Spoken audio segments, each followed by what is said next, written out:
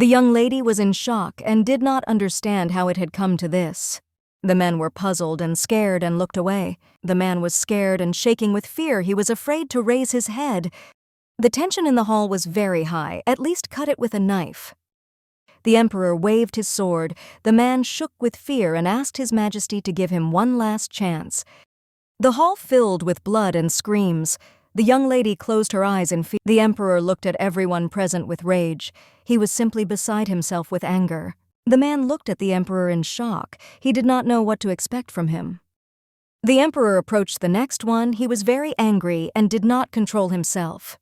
The emperor's sword froze near the man's head, and he in turn froze in fear because he knew what the emperor was capable. The young people looked closely at the young lady. They wanted her to save them. She was shocked. She didn't understand why they were all looking at her. The young lady also didn't want to die. The emperor came closer to the man, and his sword scratched his throat. The young lady was scared and didn't know what to do. She understood that the emperor would soon take another life. A moment later, she approached the emperor, thereby blocking his path. The young lady hugged the emperor tenderly and asked him to calm down. She looked closely at the emperor. She wanted to help him. A moment later, the room was filled with light and everyone held their breath. She looked at the emperor and said that everything would be fine and he would be fine. She hugged him tenderly, thereby calming him down. She saw that he was already coming to his senses. Everyone looked at the emperor in surprise, and intently they were afraid of his further actions. The young lady knew what she had to do to live another day. At first, Ronaldina didn't believe how she could end up inside the novel. Later, she became the emperor's secretary. The young lady did not know that he was actually a tyrant. Ronaldina did not think that she would have to sacrifice herself. She did not imagine that she would be pulling him out of his murderous dope. She wanted to quit such a job. Ronaldina. She had previously dreamed of becoming a highly paid secretary, but now she just wanted to leave. She looked at the man and asked him to escort His Majesty to his chambers. Interview day for the position of imperial secretary. The young lady could have remained the Duke's secretary, but she wanted more.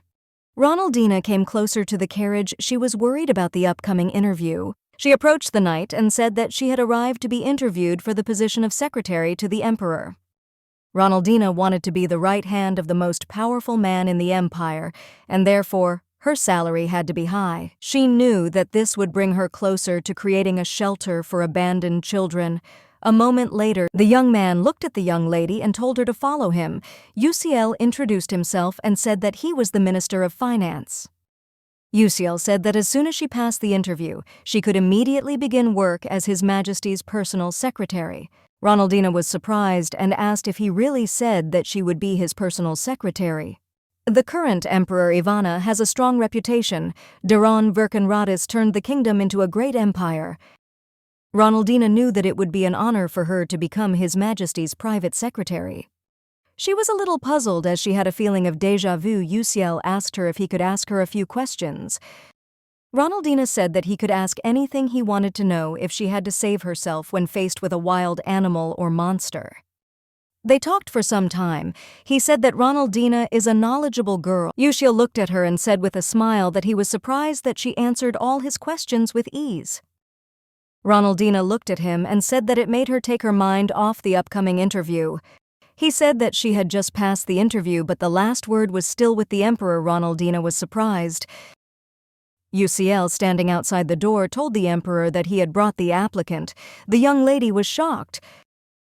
She was very scared and excited because she understood that she would now meet with the emperor.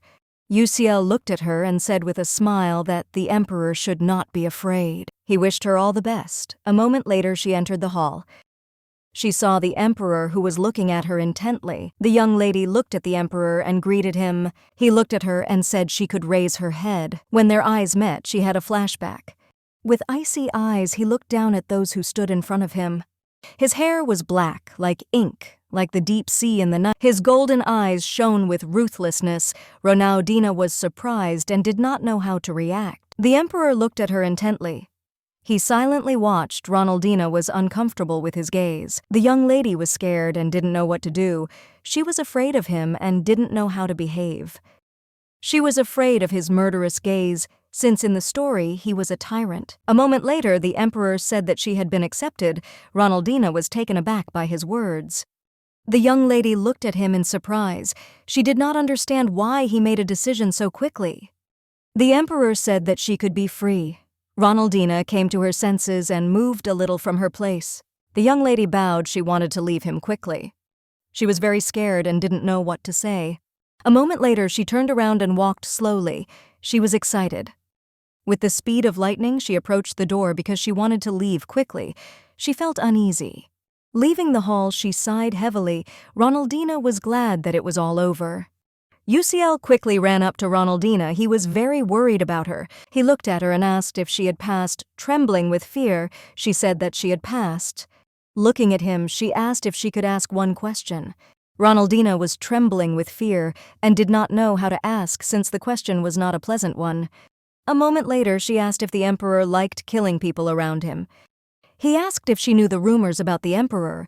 She said she just sensed the tense atmosphere. The young man said that this was not true, and perhaps she was simply frightened by his charisma. Ronaldina was puzzled and did not know if this was true.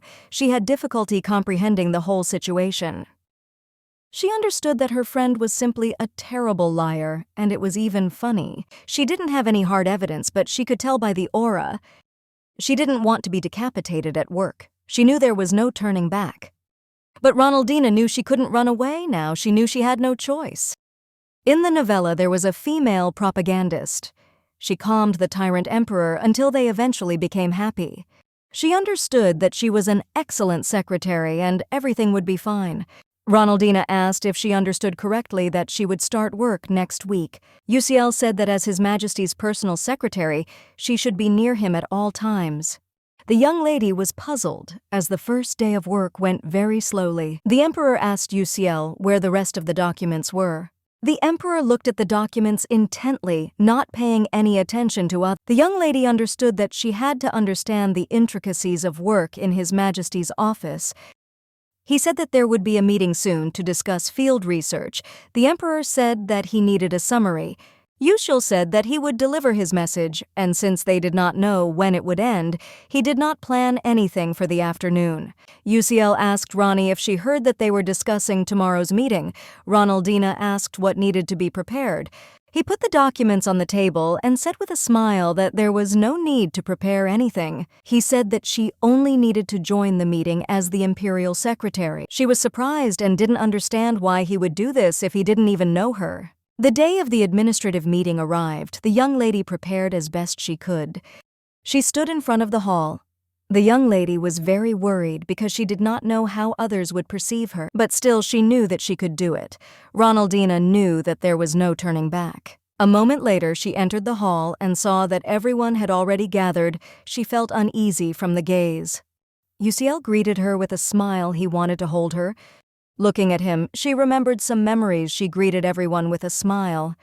She looked at her friend and asked if His Majesty would arrive soon. A moment later, the emperor entered the hall. The young people rose to greet him. The emperor shone in all his glory. The young lady looked at him with bated breath. A moment later, he sat down at the table and said they could begin. They discussed one issue for several hours. She took shorthand notes throughout the meeting. UCL told her to be sure to organize the notes she made. The emperor likes it when notes are short and concise. The young lady, puzzled, said that she understood everything. Ronaldina noticed the oppressive atmosphere. She shuddered as she heard that a quarrel was brewing. The man looked closely at the young lady and asked who made the decision to hire a commoner. She understood that she had to remain silent since they were having a meeting. The men argued because they did not want to be in the same room with her. UCL told the man that he was behaving inappropriately. The emperor angrily asked if they were not currently having a meeting. He asked the man how dare he say such a thing in his presence. The cameraman asked Ronaldina which bill they postponed. due to the fact that they did not reach a consensus. She asked if he was referring to the water supply system of the Ritai estate. The emperor asked what her opinion was on the matter. She said that the empire's canals rely heavily on the Ravada River, which flows through the center of the empire, where the soil is soft, and this makes construction difficult. Ronaldina said they were having problems getting water from the river, and the area had only recently been. The man looked at the emperor and asked what an ordinary secretary might know about this topic. The emperor told her to continue. She said that instead of relying on the river, they should use the water that flows from the nearby mountains. They can solve this problem. They built an above-ground water filtration station. She said neighboring states have successfully implemented similar filtration systems. The emperor looked at them and asked who had a better idea than his secretary's proposal. He said that she had found a solution which they struggled with for a long time. This shows her competence. The emperor said that he chose her himself. She was in shock and did not understand how he knew that she had a solution to this issue. Ronaldina felt unsettled. After this, the meeting moved very quickly, and she began to look at the ruler in a more positive way. She came closer to them and said that he needed to think about this issue. The emperor told her to put the papers on the table. The young lady leisurely placed all the papers on the emperor's desk. She looked at Daron and asked if she should order the servants to prepare food for him. The emperor said that he was not hungry. She looked at him intently, and he seemed to her completely different from the one in the story. The more time she spent as his secretary, the more she began to wonder why he was considered a tyrant. One thing bothered her very much and could not get out of her thoughts. Since Daron drank some strange potion, she did not know what he was sick with. The maid came to the emperor's office. Ronaldina said that a tailor had arrived to take his measurements. The emperor looked at the documents and told the maid to wait a little. She was surprised because she didn't think that trying on clothes was also his job. But on the other hand, he is the face of the empire, and he is always dressed impeccably and always neat and stylish. She looked at him intently and caught his angry gaze. The lady was taken aback when the emperor passed near her. She was afraid. She still thought that she should focus on her work. Ronaldina thought about the novel she was reading and everything that happened there. A moment later, she looked up at her friend as she caught him looking at her. Ronaldina looked at him in surprise because she wanted to ask something. He looked at her and asked with a smile if she really wanted to say something.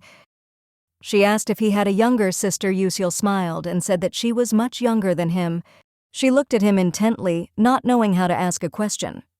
Yusil looked at her in surprise and called out because he saw that she wanted to ask something else. A moment later, she asked if he and His Majesty had grown up by chance. He looked at her in surprise and asked how she knew. The young lady was taken aback because she realized that she had made a mistake and realized it too late. She looked at him and said with a smile that she noticed how close they were to each other, so she guessed. He said that the emperor was quite a scary person, but that didn't explain how she got the idea that they knew each other from a very young age. She smiled and said that it was just her intuition, and it had never let her down. Ronaldina was sure that this was a fairy tale world, since everything was real, and what she remembered seemed very real, but she knew that it was not so. Ronaldina was puzzled because she didn't know if she could survive in such a world. And what she read turns out to be true. Then His Majesty is definitely a tyrant. To survive, she must remember the entire plot, but unfortunately in the real world, she read too many books. Ronaldina only knew that the propagandist girl would lead a delegation from a neighboring country, but that won't happen for the next 6 months. She said thinking about it doesn't do any good. Yusil was walking leisurely in the evening. He was wondering why she asked such questions. He understood that she knew more about His Majesty than she showed. Yusil thought that he was still bothering himself with this in vain. Yusil told the emperor that this was the only applicant for such a position since the emperor made the other applicants run away. Yusil said she fits the bill and has excellent references. Her previous employers spoke highly of her. Yusil said that he could not serve as his treasurer and secretary. At the same time, the emperor said that he did not understand. Yusil hoped that she would not leave because he understood that without her he would be lost. Ronaldina was beginning to get used to life in the royal palace. Ronaldina wondered how many days she had worked here. They never sent her the promised maid, but she got used to doing everything herself. She thought that being the emperor's secretary might not be such a bad thing. She knew that although this was a difficult job, the salary was great. She needed to tell the emperor that the people wanted an audience with him. She thought that life inside the novel was not so bad after all. His Majesty was not as tyrant as he was portrayed to be. Entering the room, she was horrified. Rani saw a very terrible sight. She was scared because she didn't know what was happening. She was scared and she didn't know what to do. She saw the emperor covered in blood. It was a terrible Darren swung his sword and she was horrified. She thought that she had made a mistake and that he was a tyrant. The young lady screamed as she was scared and feared for her life. She was already overwhelmed by everything she saw. She did not expect this. The emperor looked at her intently. Ronaldina was shocked as he did not look like himself. She knew that she needed to run as quickly as possible, but she could not budge. She understood that at this rate he could harm her. The emperor was shocked. He said in a trembling voice that he needed to stop. She was shaking and crying. Ronaldina was afraid that he might harm. She knew that he had 2 small bells on his table, a small one for calling the doctor, and the other golden bell is intended to call UCL. UCL ran into the room. The emperor said that he wanted him to take care of Rani since she seemed to be in shock. The young man looked closely at the secretary. He came closer to her and asked if she was all right. UCL asked her, "Why don't she go to her room?" He said that he would take care of everything himself. He was sorry that she had to go through this. When she finally collected her thoughts, it was already well after midnight. She was shocked and did not think that he was such a tyrant as he was portrayed in the novel. This might be a fairy tale world, but right now it was still her reality, and she was very scared. When she appeared in this world after her death, she was very hungry and cold. She lay on the street, slowly losing consciousness. She thought she was going to die. But fortunately for her, her saviors appeared. Ronaldina sighed heavily as she felt relieved. They were real abandoned orphans, but with their help, she found a place where she could stay for a while. But the orphanage was located in the slums where scammers took advantage of children. She was an adult trapped in a child's body. The children she was with were innocent. She had to do something. Realizing that secretaries received high salaries, she stirred up her memories of the past and began to study as hard as she could. And for the next 16 years, she began working as the Baron's secretary. She slowly rose until she became the Duke's secretary. She was able to save children from the orphanage. Ronaldina dreamed of giving them a new life. When Modana took her from the shelter, she began to dream. She wanted to take the money and save not only the children around her. The young lady looked at Ronaldina and asked if she was okay. She looked at the girl in surprise as she looked like her friend. Ronaldina asked who she was, since she did not expect to see anyone in her chambers. The girl said that she wanted to come earlier, but Parliament still couldn't decide. She couldn't believe that there were people like that who made all the important decisions for them. Mevin Moella introduced herself and said that she was the maid of honor. Ronaldina said that she heard that she was coming. Mevin said that she heard that an unpleasant incident happened to her this afternoon. Ronaldina thought that the palace was the safest place in the empire. She said that she doesn't want to leave yet because there is a lot of work and the salary is really high. She wanted to open a shelter for abandoned children, but this requires a lot of money and the emperor's secretary is the highest paying. Mevin said with a smile that Ronaldina should hold on as Ronaldina now has her. She said with a smile that she knew everything about court gossip. Ronaldina said with a smile that she was better now. In fact, the maid was really helpful. She kept her so tense that she didn't have time to process what had happened. Thanks to the maid, she felt much better, and she was glad for that since she had been through a lot. The maid wished her good night. Ronaldina answered her with a smile and wished her good night. She hoped that things would get better and that everything would be fine with the emperor. She was shocked as she did not know that His Majesty suffered from post-traumatic stress disorder. UCL said he couldn't go into detail, but His Majesty suffered from nightmares caused by childhood traumas. His symptoms worsened and he started hallucinating, causing his world to become distorted. The emperor took medicine to perform his duties efficiently. The medicine is made from various poisonous herbs. It wreaks havoc on the body, so he only takes it when he feels the drug's effects are starting to wear off. This meant it was difficult to tell when the medicine was starting to wear off. Rani was scared and didn't want to be alone with him. Entering the office, she was surprised. Since there was no one there, she realized that something was wrong.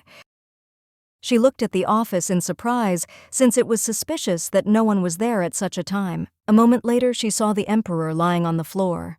She came closer to him, asked if he was okay. She was worried about Duran. She touched him and saw his evil look. She was in shock, did not understand what she had gotten herself into. Slowly she walked away from him, but a moment later he grabbed her. Ronaldina was in shock and screaming. He looked at her intently and said in a trembling voice that it was not because of him. She was shocked because she realized that again he was at his best. Ronaldina wanted to help him. Regretting that she didn't have enough time to shower her son with love was a storyline that resurfaced in her memories. Her pale hand fell, leaving a bloody imprint on her son's cheek. Ronaldina froze and looked at the Emperor. She wanted to save him from suffering. She touched his face tenderly. Darren did not react at all. Tears flowed from his eyes. He called out to his mother in a trembling voice. A moment later, the Emperor fell on top of Ronaldina.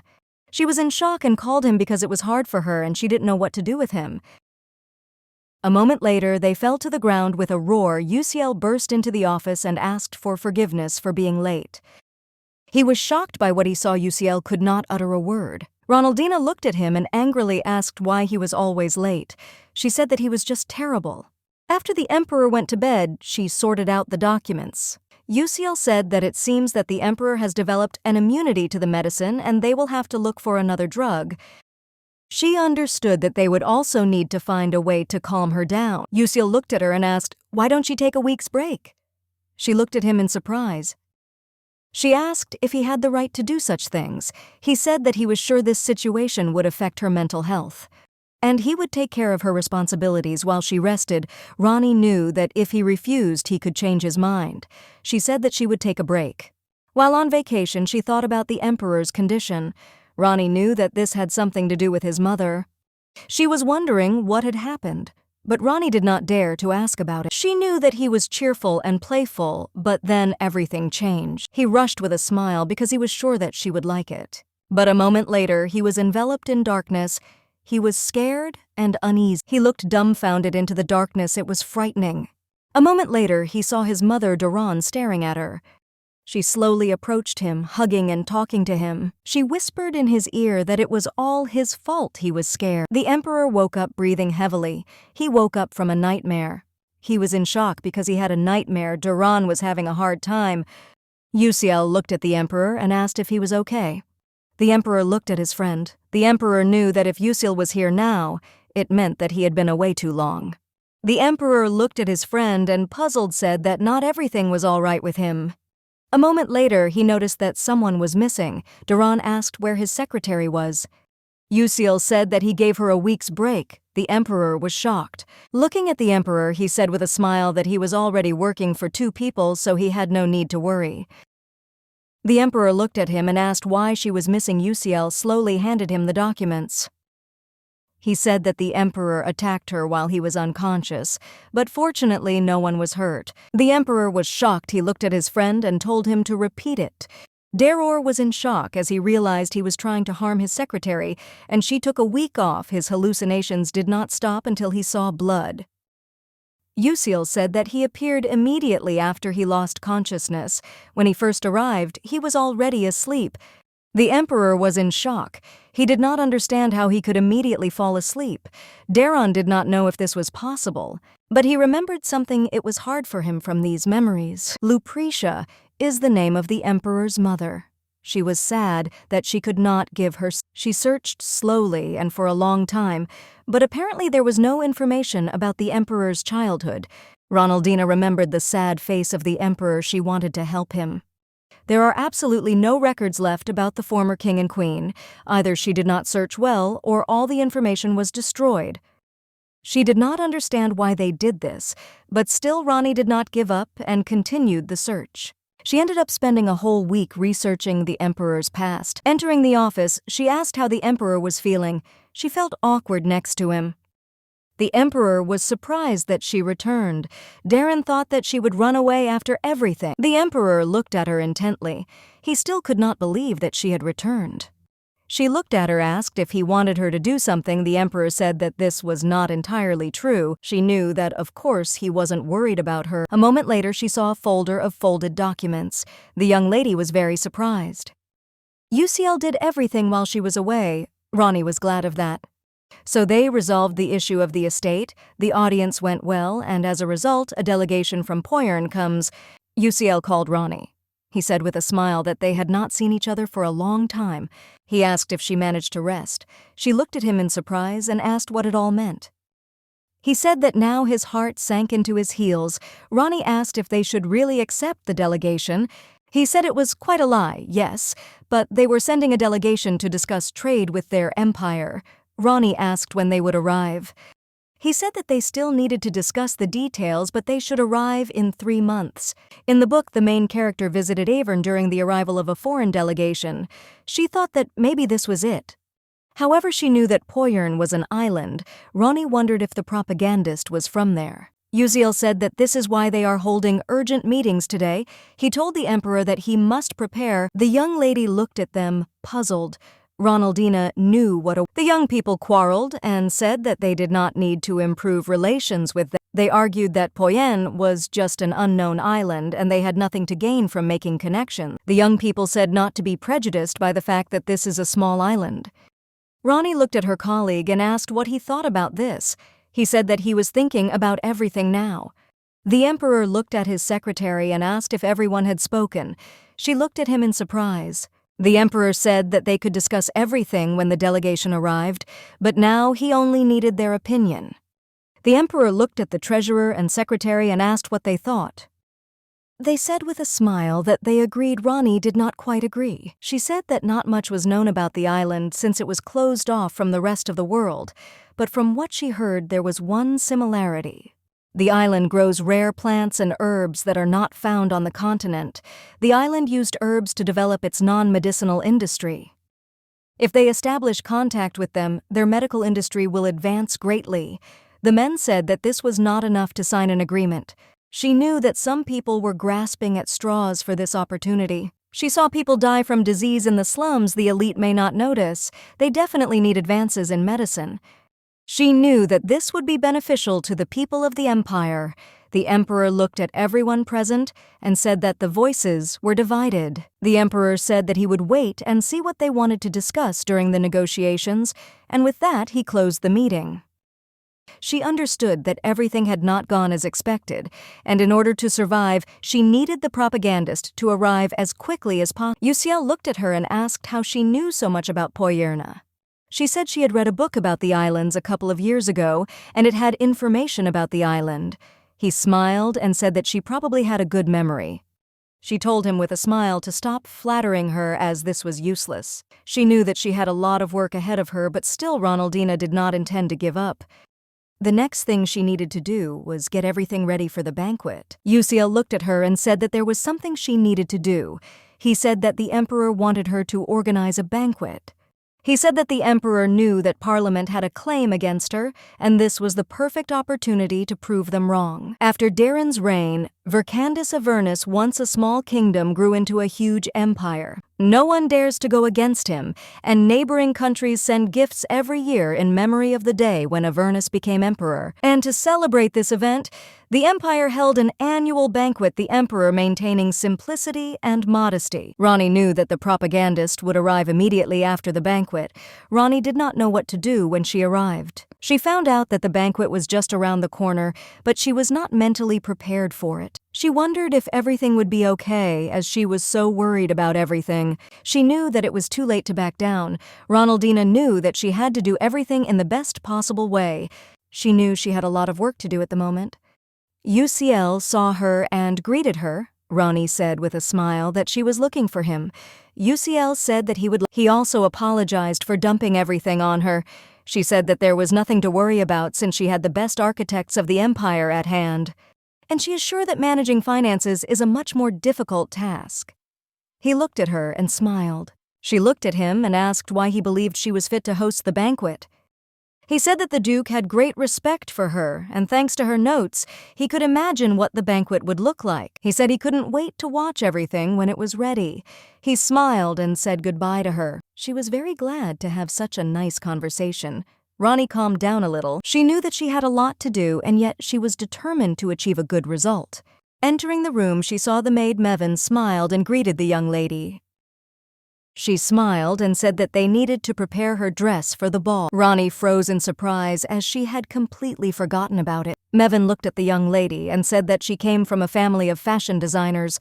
Ronnie was surrounded by a crowd of maids. She said their family has been designing and owning stores for centuries. She said with a smile that the young lady was in good hands and she would make the perfect dress for her.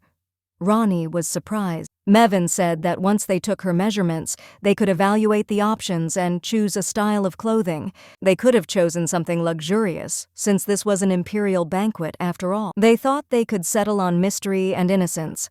Mevin said that since she was His Majesty's secretary, they could choose a formal style. This adds to her image of insight and confidence. Ronnie asked if she was sure that she could do it. The day of the banquet arrived. Ronnie hoped that His Majesty was already inside. The young people discussed the palace and said that it would be a shame if everything was as miserable as a year ago. They hoped that the banquet would last not too long, since the previous banquets had not been very impressive.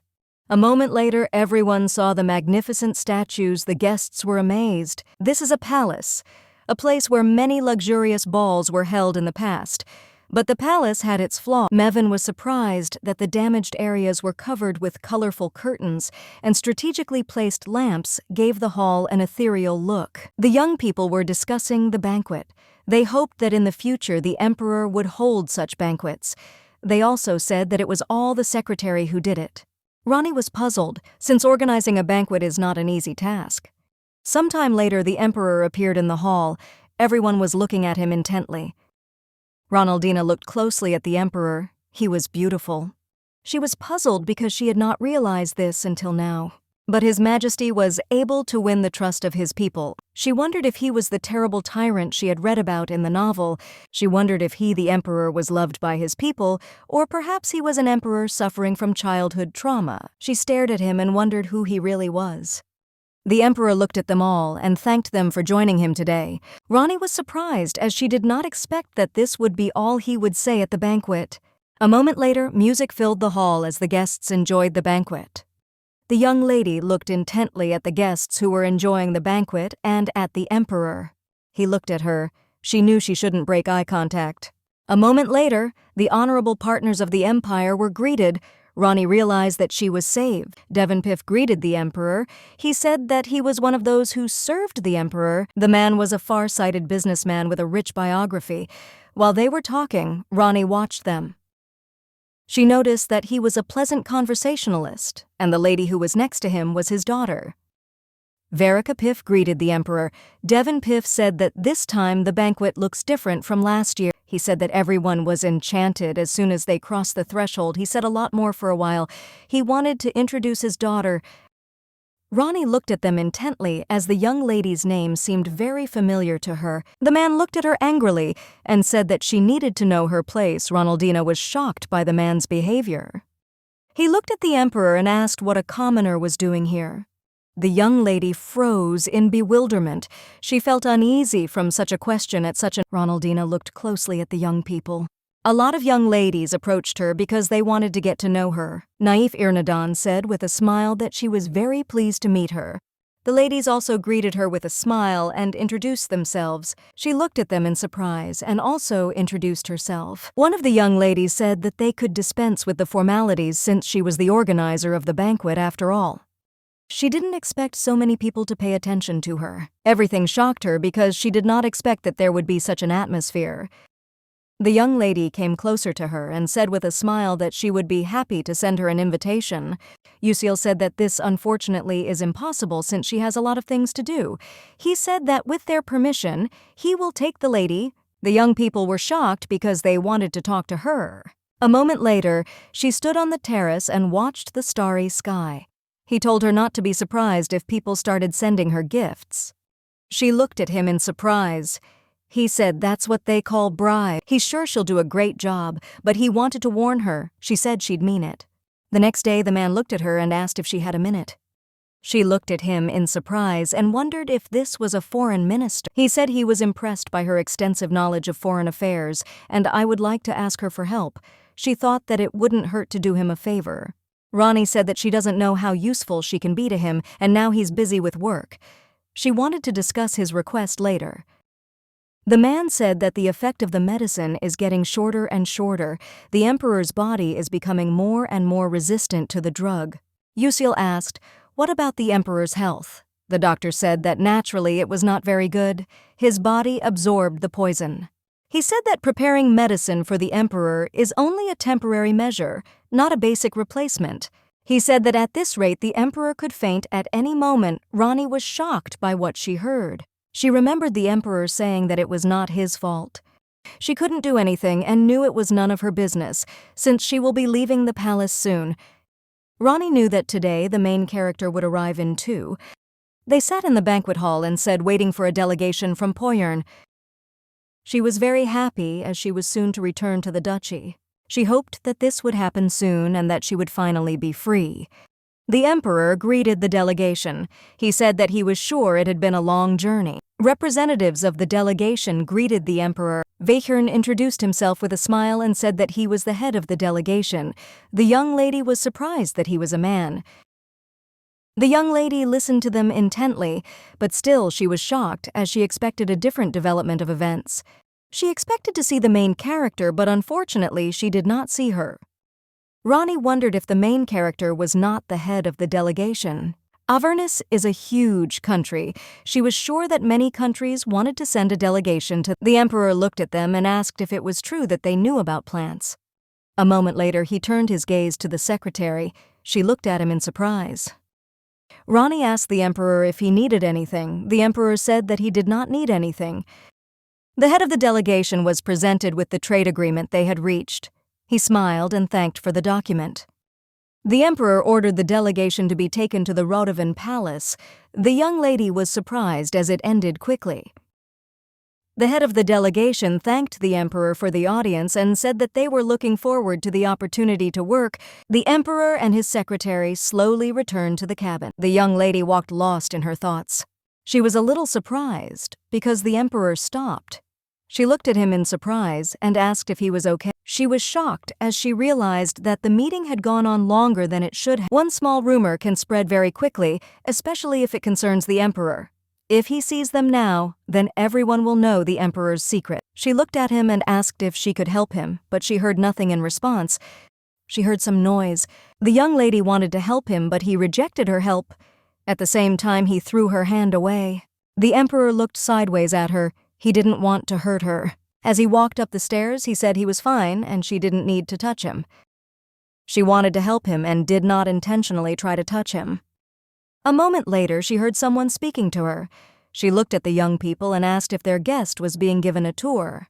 The young people said with a smile that they were heading to the palace. She smiled and said that she understood everything. She hoped they would have a good time. The head of the delegation smiled back at her. The emperor sat in his office and looked at the documents in puzzlement. He looked at Rani and told her to leave the documents on the table. Rani asked for a few minutes since she had not yet finished with the documents. She carefully examined the documents and dealt with them. A moment later, she heard a crash. The young lady froze in place. She saw the emperor fall to the ground. With the speed of lightning, she ran up to him. She was shocked and screamed to the emperor. The emperor told her to call Ragot. She knew she should run away now. But she had mixed feelings. She looked intently at the emperor. He looked very bad. The emperor pierced her with a cold gaze. Rani was puzzled because she didn't know what to do. A moment later, the emperor grabbed her hands. She was dumbfounded. A moment later, they fell to the ground. The young lady was shocked. She asked the emperor to calm down. She told him that everything was fine and everything would be fine. The emperor hugged her. The young lady was shocked and screamed for him to wait. She understood that he was not himself and did not hear her. She was shocked as they were now touching lips. She was shocked and also very embarrassed. My lady asked the emperor to let her go. She wanted to push him away, but she couldn't. She said she needed to get up. The doctor looked at the young lady and said that he heard that she was looking for him. He said that he helped the emperor yesterday after he fell and lost consciousness. She thanked him. Rani said she was here to see if he could find another way to cure the emperor. After all, his condition is only getting worse. He asked her if she wanted to say that the island had many plants and medicinal herbs unknown on the continent. She said that the head of the delegation told the emperor so. The doctor said that it would be great if they found useful and medicinal herbs. She said they might as well end up empty-handed. The doctor said that even if she hurts herself, they will still gather important information. The doctor said that there is something special in the drugs being created. They injure the body and have unpleasant side effects. He said that since the emperor's life was at stake, they must do everything in their power to find the necessary medicines. He looked at her and asked if she had told the delegation that they would be visiting them. She sighed heavily because she had forgotten. A moment later, they saw the head of the delegation. They watched him in surprise. A moment later, they slowly approached him. Ronnie introduced herself again. The head of the delegation smiled and said that he remembered them, and he also asked what issue they came to him about. Ronnie asked if he could introduce them to an expert on plants and herbs, and it will be good if he has knowledge in medicine. He smiled and said that they had come to the right place since he knew a lot about medicine and was versed in botany research. Sometime later, they sat in the room and discussed pressing issues. The doctor looked at the head and said that what they say now should remain between them. The head agreed. The doctor hesitated a little because he didn't know where to start. A moment later, he said they had a case and it involved trauma. The head looked at the doctor in surprise and asked why he fell silent mid-sentence. The doctor asked that they swear to secrecy. The head asked if he should sign something. Ronnie was shocked. She looked at the doctor in surprise and asked if he wanted the head to sign a non-disclosure document. The doctor said it was just for peace of mind. He said the nightmares continue and hallucinations appear even after waking up. This reveals a tendency towards violence, and it hurts not only this person but also those around him. They fought a war for many years to become the empire that it is today. At first, he thought that this injury was connected precisely with these, but later, upon detailed analysis, it turned out that the injury had been caused much earlier. The patient currently lives in a country house. The doctor said they couldn't control it anymore and they needed to find another cure. The head of the delegation said that there is no remedy that can eradicate this kind of problem. Ronnie was shocked because she hoped that he would help them, but he said that he knows such injuries are needed and to prepare a medicine that can help. The doctor was shocked. He looked at the head and asked if he was serious. The head of the association apologized and said that was all he could do to help. The doctor said with a smile that this was more than enough. He gave them full and changed the angle of view of their research. Ronnie sighed heavily, because I felt relieved. The leader said that tomorrow he would collect the herbs they needed so they can come tomorrow. Ronnie looked at the doctor and asked where the country house came from. He said that his father was looking after the emperor. She was surprised and wondered if he really substituted his own father for the sake of the emperor. She wondered what kind of person he was. She wondered if that made him a loyal servant or A moment later, she heard someone calling her. The head of the delegation slowly approached her. He said he brought the herbs they talked about yesterday. The young lady is fussing. I thanked him. She hoped he didn't hear what she was saying. He said that this plant is called renpum. This is a very effective plant. Although the plant is rare, it is not poisonous. He said it should be brewed like tea. Ronnie thanked him. She was glad that the plant was not poisonous. She looked at him and said with a smile that if he needed anything according to his height, he needed to let her know and she will certainly help him. Sir Wahern said with a smile that nothing like that had happened yet. Ronnie knew that if it helped the emperor, he would be her savior. She said that with his permission, she would deviate. Sir Wahern looked after her with a smile. Mevin smiled and asked if this was new tea.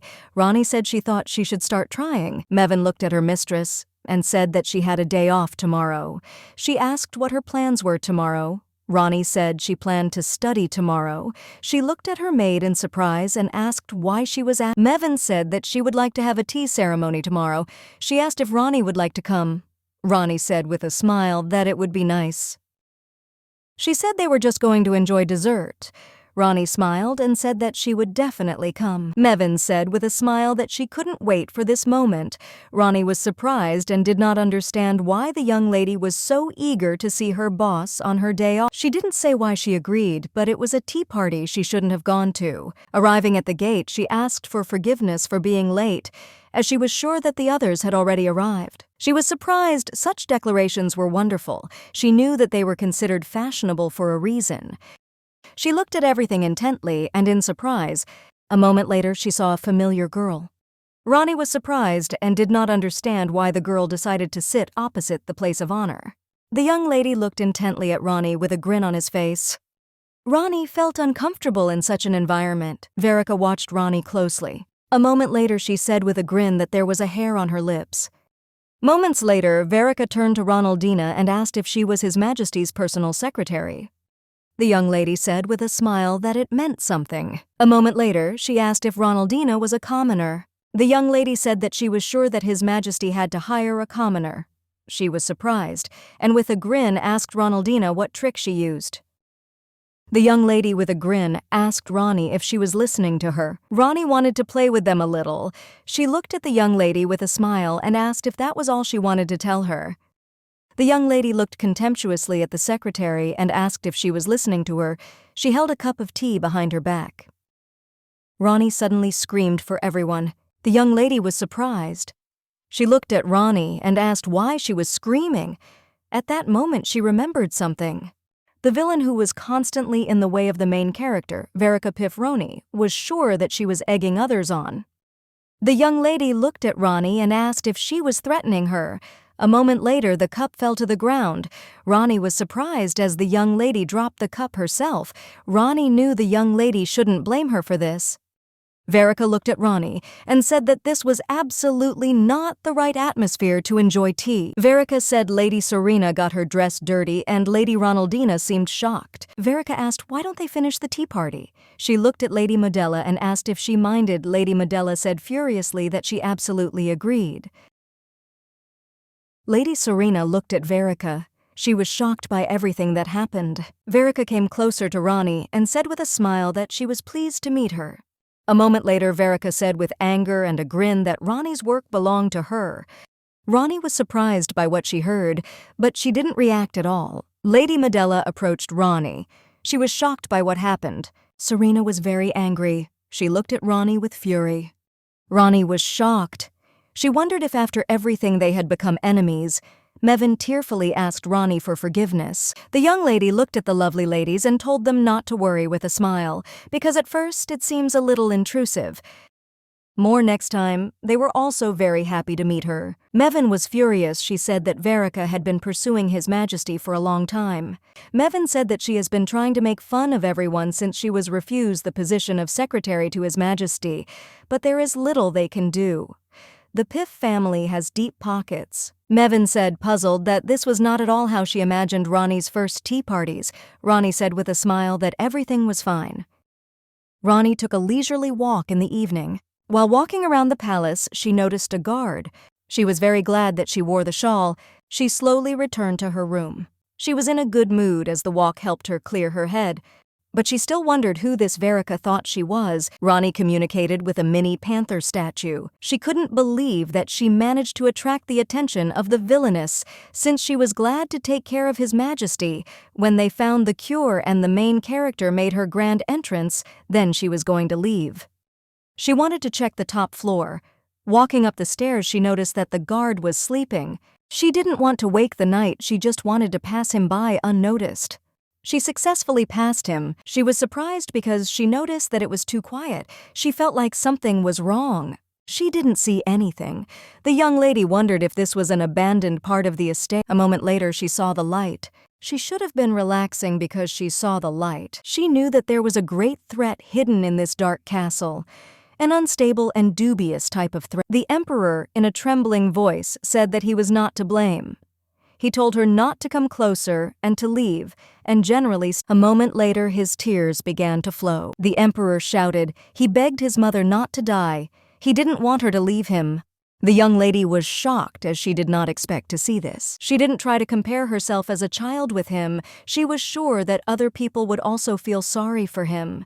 It's human nature to want to help someone who needs it. She came closer to him and said that everything was fine. She touched him tenderly. She was next to him and wanted to help him. She saw sweat running down his face. A moment later, he moved closer to her.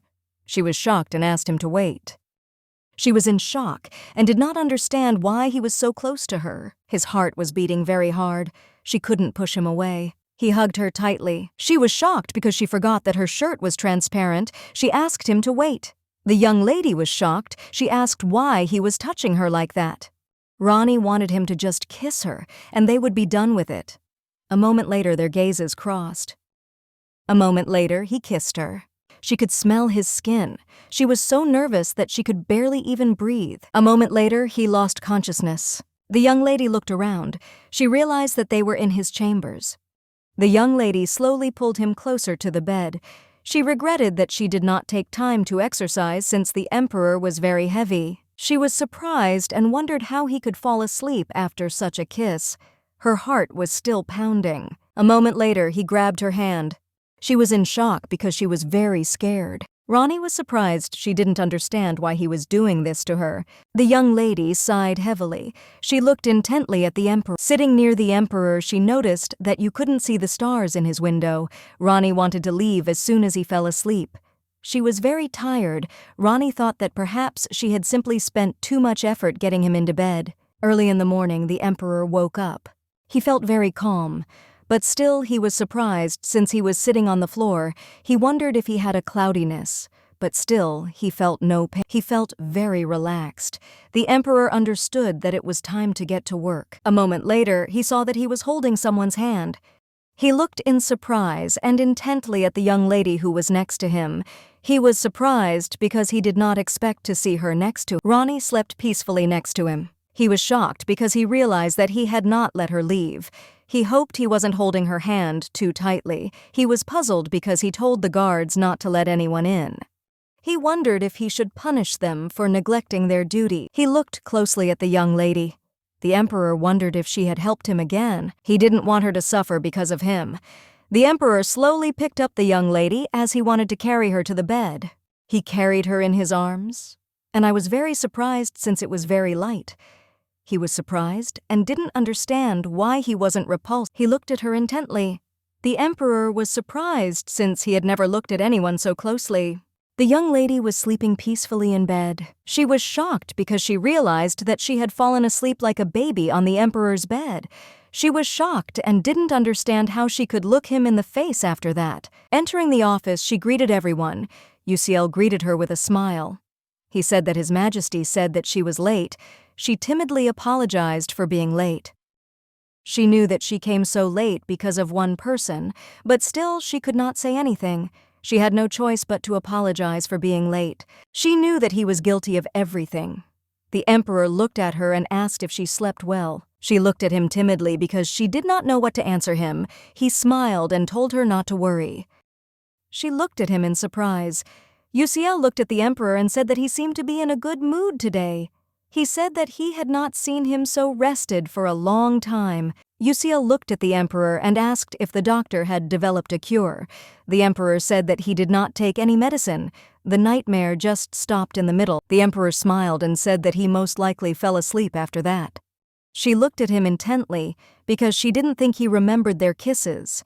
She wondered if that kiss had helped him get rid of the nightmare. The emperor looked at her and said that he had not slept long. UCL looked at the emperor and asked if they could find out why the nightmare had stopped. The emperor knew that this would be very difficult. UCL looked at the young lady and said that the administrative meeting would be held this afternoon. He left the materials on her desk. He asked her to read them before the meeting began. The young lady said that she would do everything. The man looked closely at the emperor and said that he should find himself a wife. He said that marriage is an important factor for the imperial family. They begged him to at least look at the list. For some time, they listed the young ladies and said that they were not only beautiful, but also smart. Ronnie listened to them, but she didn't feel very comfortable. The man looked at the emperor and asked him to look at the list. He said that he believed the candidate had all the qualities necessary to become empress. He said he recommended the princess. The emperor, puzzled, said that he had had enough. She heard the man begin to talk about Princess Celsia Trumi. Since she knew that this was the main character, they looked at the emperor and said that it was his duty. The emperor said with grayness. UCL jumped out of his chair and told everyone to leave now. He said to call the doctor. In an instant, everyone left the hall one by one. She understood that she also had to hurry. UCL shouted to her to be careful since the emperor was behind. The young lady froze. UCL shouted for her to turn around. The young lady turned around and saw the emperor. With lightning speed, she hugged him. Ronnie gently said that everything would be fine. She tried to calm him down. She repeated several times that everything would be fine. She prayed it would work. The Emperor was breathing heavily. He wanted to tell her something, but he didn't get it. Everyone was shocked. They froze in bewilderment. They didn't understand how this was possible, since previously no one could calm the Emperor. Yusiel looked at the young lady in surprise and said that she had managed to calm the Emperor for the 4th time. He didn't understand how this was possible. She looked at him timidly and did not know what to answer. He said he wouldn't ask her to go into detail. However, he didn't know if it could be called a skill, but since this was the 4th time she had succeeded, it definitely meant something. He looked at her and said that he knew that this was a huge request, but still he asked her to take care of His Majesty. Ronnie was shocked. Ronnie said the Emperor relaxed when she hugged him. She was sure it would work next time. He said His Majesty would prefer people to keep their distance. Yusiel looked at her and said that he was ready to raise her salary. She timidly said that it wasn't about the money. What frightened her was that the Emperor was very persistent. But then he didn't remember anything. He looked at her and said that he knew that calming His Majesty would not be an easy task, but now they were grasping at any straw. Ronnie looked at him and asked if he could give her a day to think about it. She was furious because she understood that it was not she who should calm the Emperor. She knew that the main character should do this. She understood that at this rate he would never— the Empire would be in danger unless they found a way to appease the Emperor. She wondered if maybe she should leave the Empire after all, but still she knew that moving to another country would not be easy. Ronnie understood that she had no choice but to accept the offer. The Emperor looked at her and asked if it was she who put him to bed. She looked at him in surprise because she did not know what to answer. Ronnie didn't know if she should tell him everything. Ronnie didn't know how to do this, since she couldn't say that she had read about it in a novel. The Emperor looked at her and said that everything was fine, as he just wanted to know how he fell asleep. That's it. The young lady looked at him in surprise. She looked at him and asked if that meant he didn't need her help anymore. The Emperor said that he no longer needed help. Ronnie looked at him and said that she understood everything. She knew he would answer like that. She knew it was good because it was time for her to get back to work. She checked the records and saw that His Majesty was soon going to a banquet to celebrate his birthday. She looked at the Emperor and said that they should go to the main living room. In a few minutes he has a suit fitting. She looked closely at the Emperor. She brought up that she had become too sloppy lately. Yusiel looked at her and asked if she had thought about everything. Ronnie looked at him and said that she was going to give him a positive answer, but it seemed that the Emperor had completely different thoughts on this matter. He said that he knew that the Emperor would react this way since he has a tendency to want to do everything on him. But still, he said that they might need her help until they develop new means. She looked at him and said with a smile that she understood everything. A moment later, a doctor came to them and asked where the Emperor was. He said he had prepared another medicine. She looked at the doctor and asked what about the side effects. Ronnie was worried that the medicine could harm the Emperor. The doctor said he didn't think they would be, as he didn't add any poisonous herbs. He really hoped that the new medicine would work and help the Emperor. The doctor looked at them and asked if they could give the medicine to the Emperor. He looked at them and asked them to tell him if it worked. Yusiel said that of course they will do everything and inform him. Ronnie said that she hoped everything would work out. It took them 2 days to find out if the new medicine worked. The Emperor shouted in rage to call a doctor immediately. She was shocked because she noticed that the new medicine did not work. Yusiel looked at them and said that he would call the doctor. He told her it was time to leave. Ronnie stared at the Emperor. She knew that only she could help him now. She knew she shouldn't help since he said he didn't want to. But still, she knew that the medicine did not help. The Emperor told her to hurry up and leave immediately.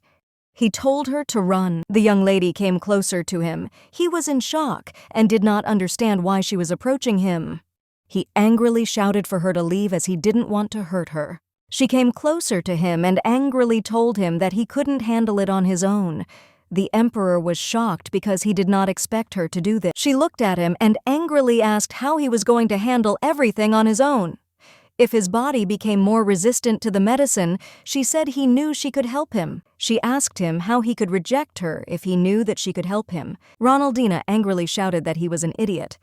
Ronaldina didn't understand why he was so stubborn. Ronaldina did it all for both of them. With lightning speed, she hugged him. Ronaldina knew that he had to kiss her before he fell into a stupor. It's not that she doesn't want it. She was shocked because she had just realized that she had called him an idiot. She didn't understand what to do now because she insulted the... She didn't know if she should ask him for forgiveness. She hoped he had simply lost his head. The emperor sighed heavily and said that he now understood how she perceived him. She sighed heavily and said that she meant something completely different. She said she just wanted to tell him that they were very worried about him. She said in a trembling voice that she didn't mean what she said. A moment later, she moved away from him and apologized for her rudeness. She said she would leave right away. She slowly turned around and wanted to leave. She was shocked because she realized that she had forgotten to give the emperor medicinal tea. A moment later, she came closer to him and told him that she had prepared tea with the extract for him. She said it would help with headaches. He looked at her in surprise and asked if she had prepared tea for him. She said that the doctor checked all the ingredients and the tea should be effective. She said that with his permission she would leave him. The emperor looked after her intently and laughed. Uziel brought tea to the emperor. The young man said that he was very glad that the tea was helping to relieve his symptoms. The emperor looked at him and asked if she had asked the delegation about this. He said Ronnie proposed to the doctor. The new medicine didn't help, but the tea seemed to be effective. The young man said that it was a pity that they couldn't tell Ronnie about this because she had a day off today. The emperor looked at him and told him to tell the delegation that they would like to buy it in bulk. The young man smiled and said that he had already done. The emperor looked at him intently. He remembered her saying that tea must be effective. He noticed that at one moment she was trembling with fear, and at the next she was full of confidence. The emperor was surprised that she was next to him. One day he found her sleeping next to him. He remembered her asking him how he was going to cope with everything alone. The emperor is still not sure whether she was looking after him, or rather, but he still wondered how she managed to put him to sleep. The emperor looked at his friend and asked if he thought he was an idiot. The young man looked at the emperor in surprise. A moment later he said with a smile that that was exactly the case. He said few people understand, but it's true. Uziel looked at the emperor with a smile and asked who told him about this. She looked at the young ladies in surprise and asked if he really said that. The young lady smiled shyly and said he lowered his eyes and then said, she said embarrassedly that he said he was blinded by her beauty. She smiled and said that he said everything exactly like that. After tea, she received a new invitation. The tea party consisted of several ladies with whom she had already become friends. The young lady smiled and said she couldn't believe he confessed his love to her. She smiled and said that they had been dating ever. There were only 5 of them, but they always managed to have a good time. There is another girl whom she considers a friend like Mevin. Illy Rothmill was having a tea party today. Illy looked at Ronnie and asked if she was dating anyone. She said with a smile that it was impossible for gentlemen to leave such a beauty like her. The young lady sheepishly said that she was too busy with work to date anyone. She understood that it was a matter of survival. She was just happy to be alive. The young lady smiled and said that she had beaten all her competitors to become His Majesty's secretary. A moment later, she was asked how she felt about working with the emperor. Mevin said that Illy treats His Majesty with great respect. The other ladies said that it was disrespectful, since they all knew that she was in. The lady smiled and said that she understood why. Since the emperor was perfect in everything, Ronnie was shocked because she realized that Illy had feelings for the emperor. Illy always talked about the emperor during their meetings. Ronnie felt sorry for her since the emperor was destined to be with Celsia. Uziel smiled and told the emperor that he was showing signs of recovery and it was all thanks to Ronnie. He said that he decided to conduct an experiment. He said that first he would try to hold his arms and legs while he lost consciousness. The emperor looked at the young man in surprise and asked whether he considered him his emperor at all. The young man said that first of all we need to try something now. The emperor looked at him in surprise and asked what he was doing. Uziel said that it means that human touch is still unpleasant. The young man smiled and asked the emperor if a hug would be better now. The emperor angrily told him not to even dare think about such a thing. The emperor shouted at him to stop and not come near him. Uziel realized that it seemed that His Majesty did not like hugs either. He looked at the Emperor and said that tomorrow they would invite assistants. The Emperor looked closely at the young man and said that he definitely did not consider him to be his emperor. She was sitting at a tea party and having fun. She hoped that everything was in order in the palace. She entered the office and greeted them. She looked at the Emperor in surprise as she saw that the situation was not very good. The Emperor looked at her and said that the report she presented needed correction. He said he wanted her to redo it. She looked at the Emperor and said that he would certainly do everything. She noticed that Lord Wadenet had brought His Majesty's personal staff and knights. She was surprised and didn't understand what he was trying to do. She understood that this could distract the Emperor from what happened yesterday. Uziel approached her and asked with a smile if she had managed to get some rest.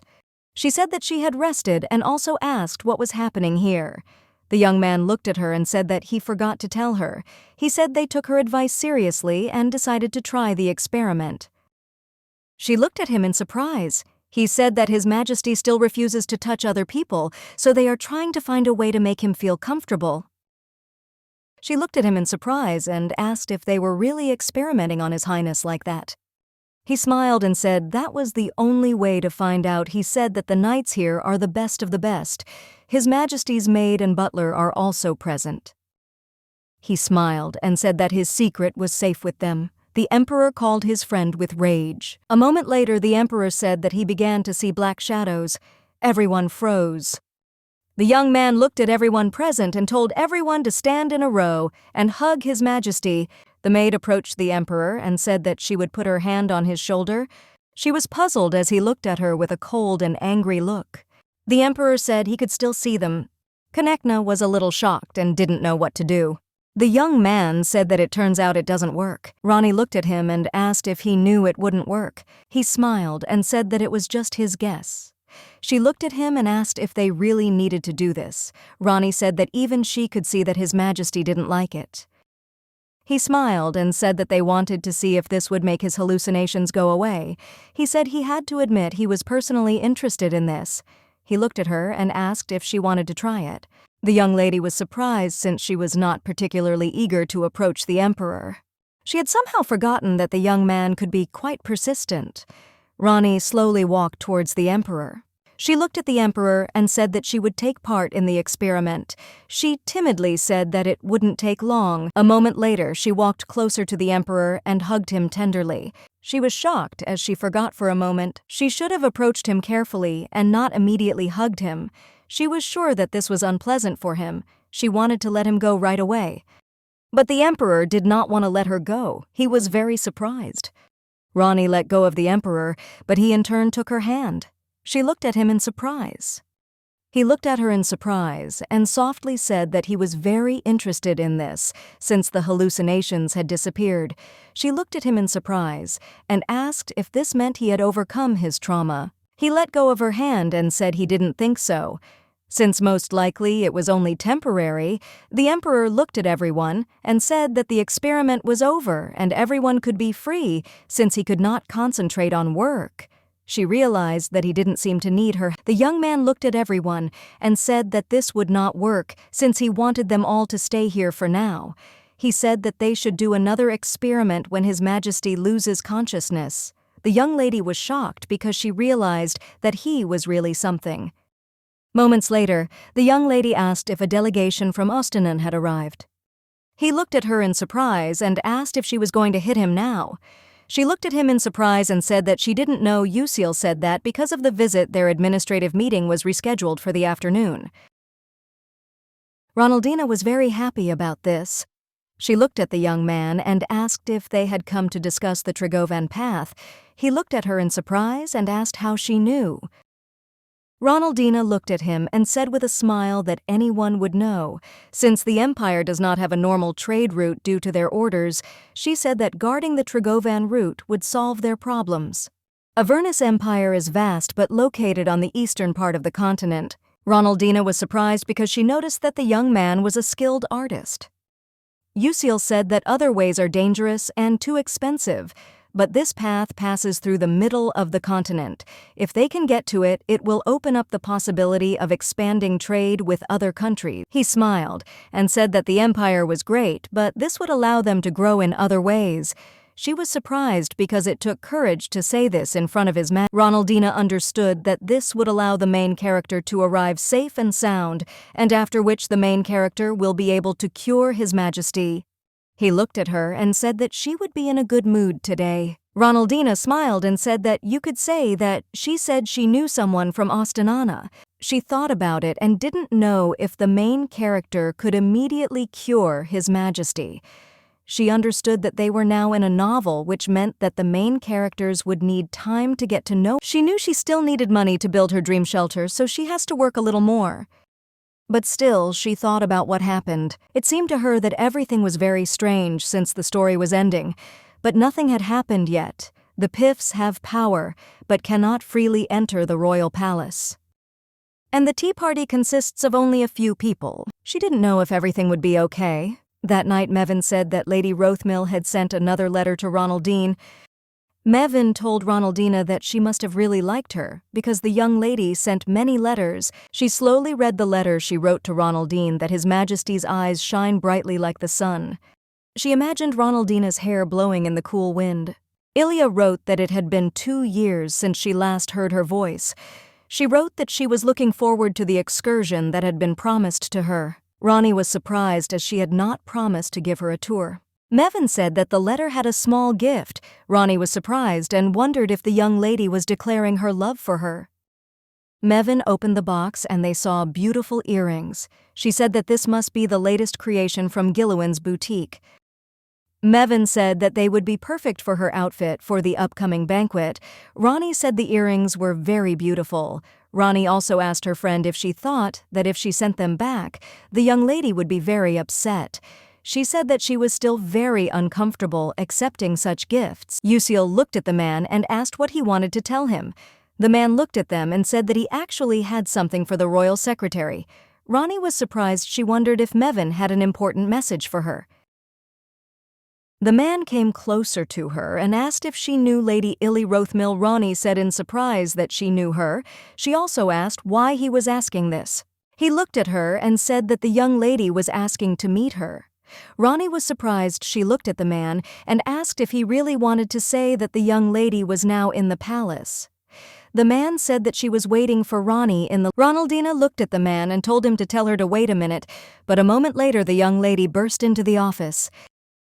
Ilya turned to Ronaldina with a smile. Ronnie looked at the young lady and said that she should not go around here and also asked her to talk in another place. Ilya saw the emperor and turned to him with a smile. A moment later she walked closer to the emperor and introduced herself. She said with a smile that she was honored to see him so close. She said that before this, she could only admire him from afar. Ronaldina was shocked. She walked closer to the young lady and asked her to go outside, but she in turn ignored her. Ronaldina was shocked as she noticed that the young lady was very strong. She couldn't even pull her away from the emperor. Illy said that she brought him a gift. She said with a smile that it was small, but she hoped he would like it. But a moment later, her path was blocked.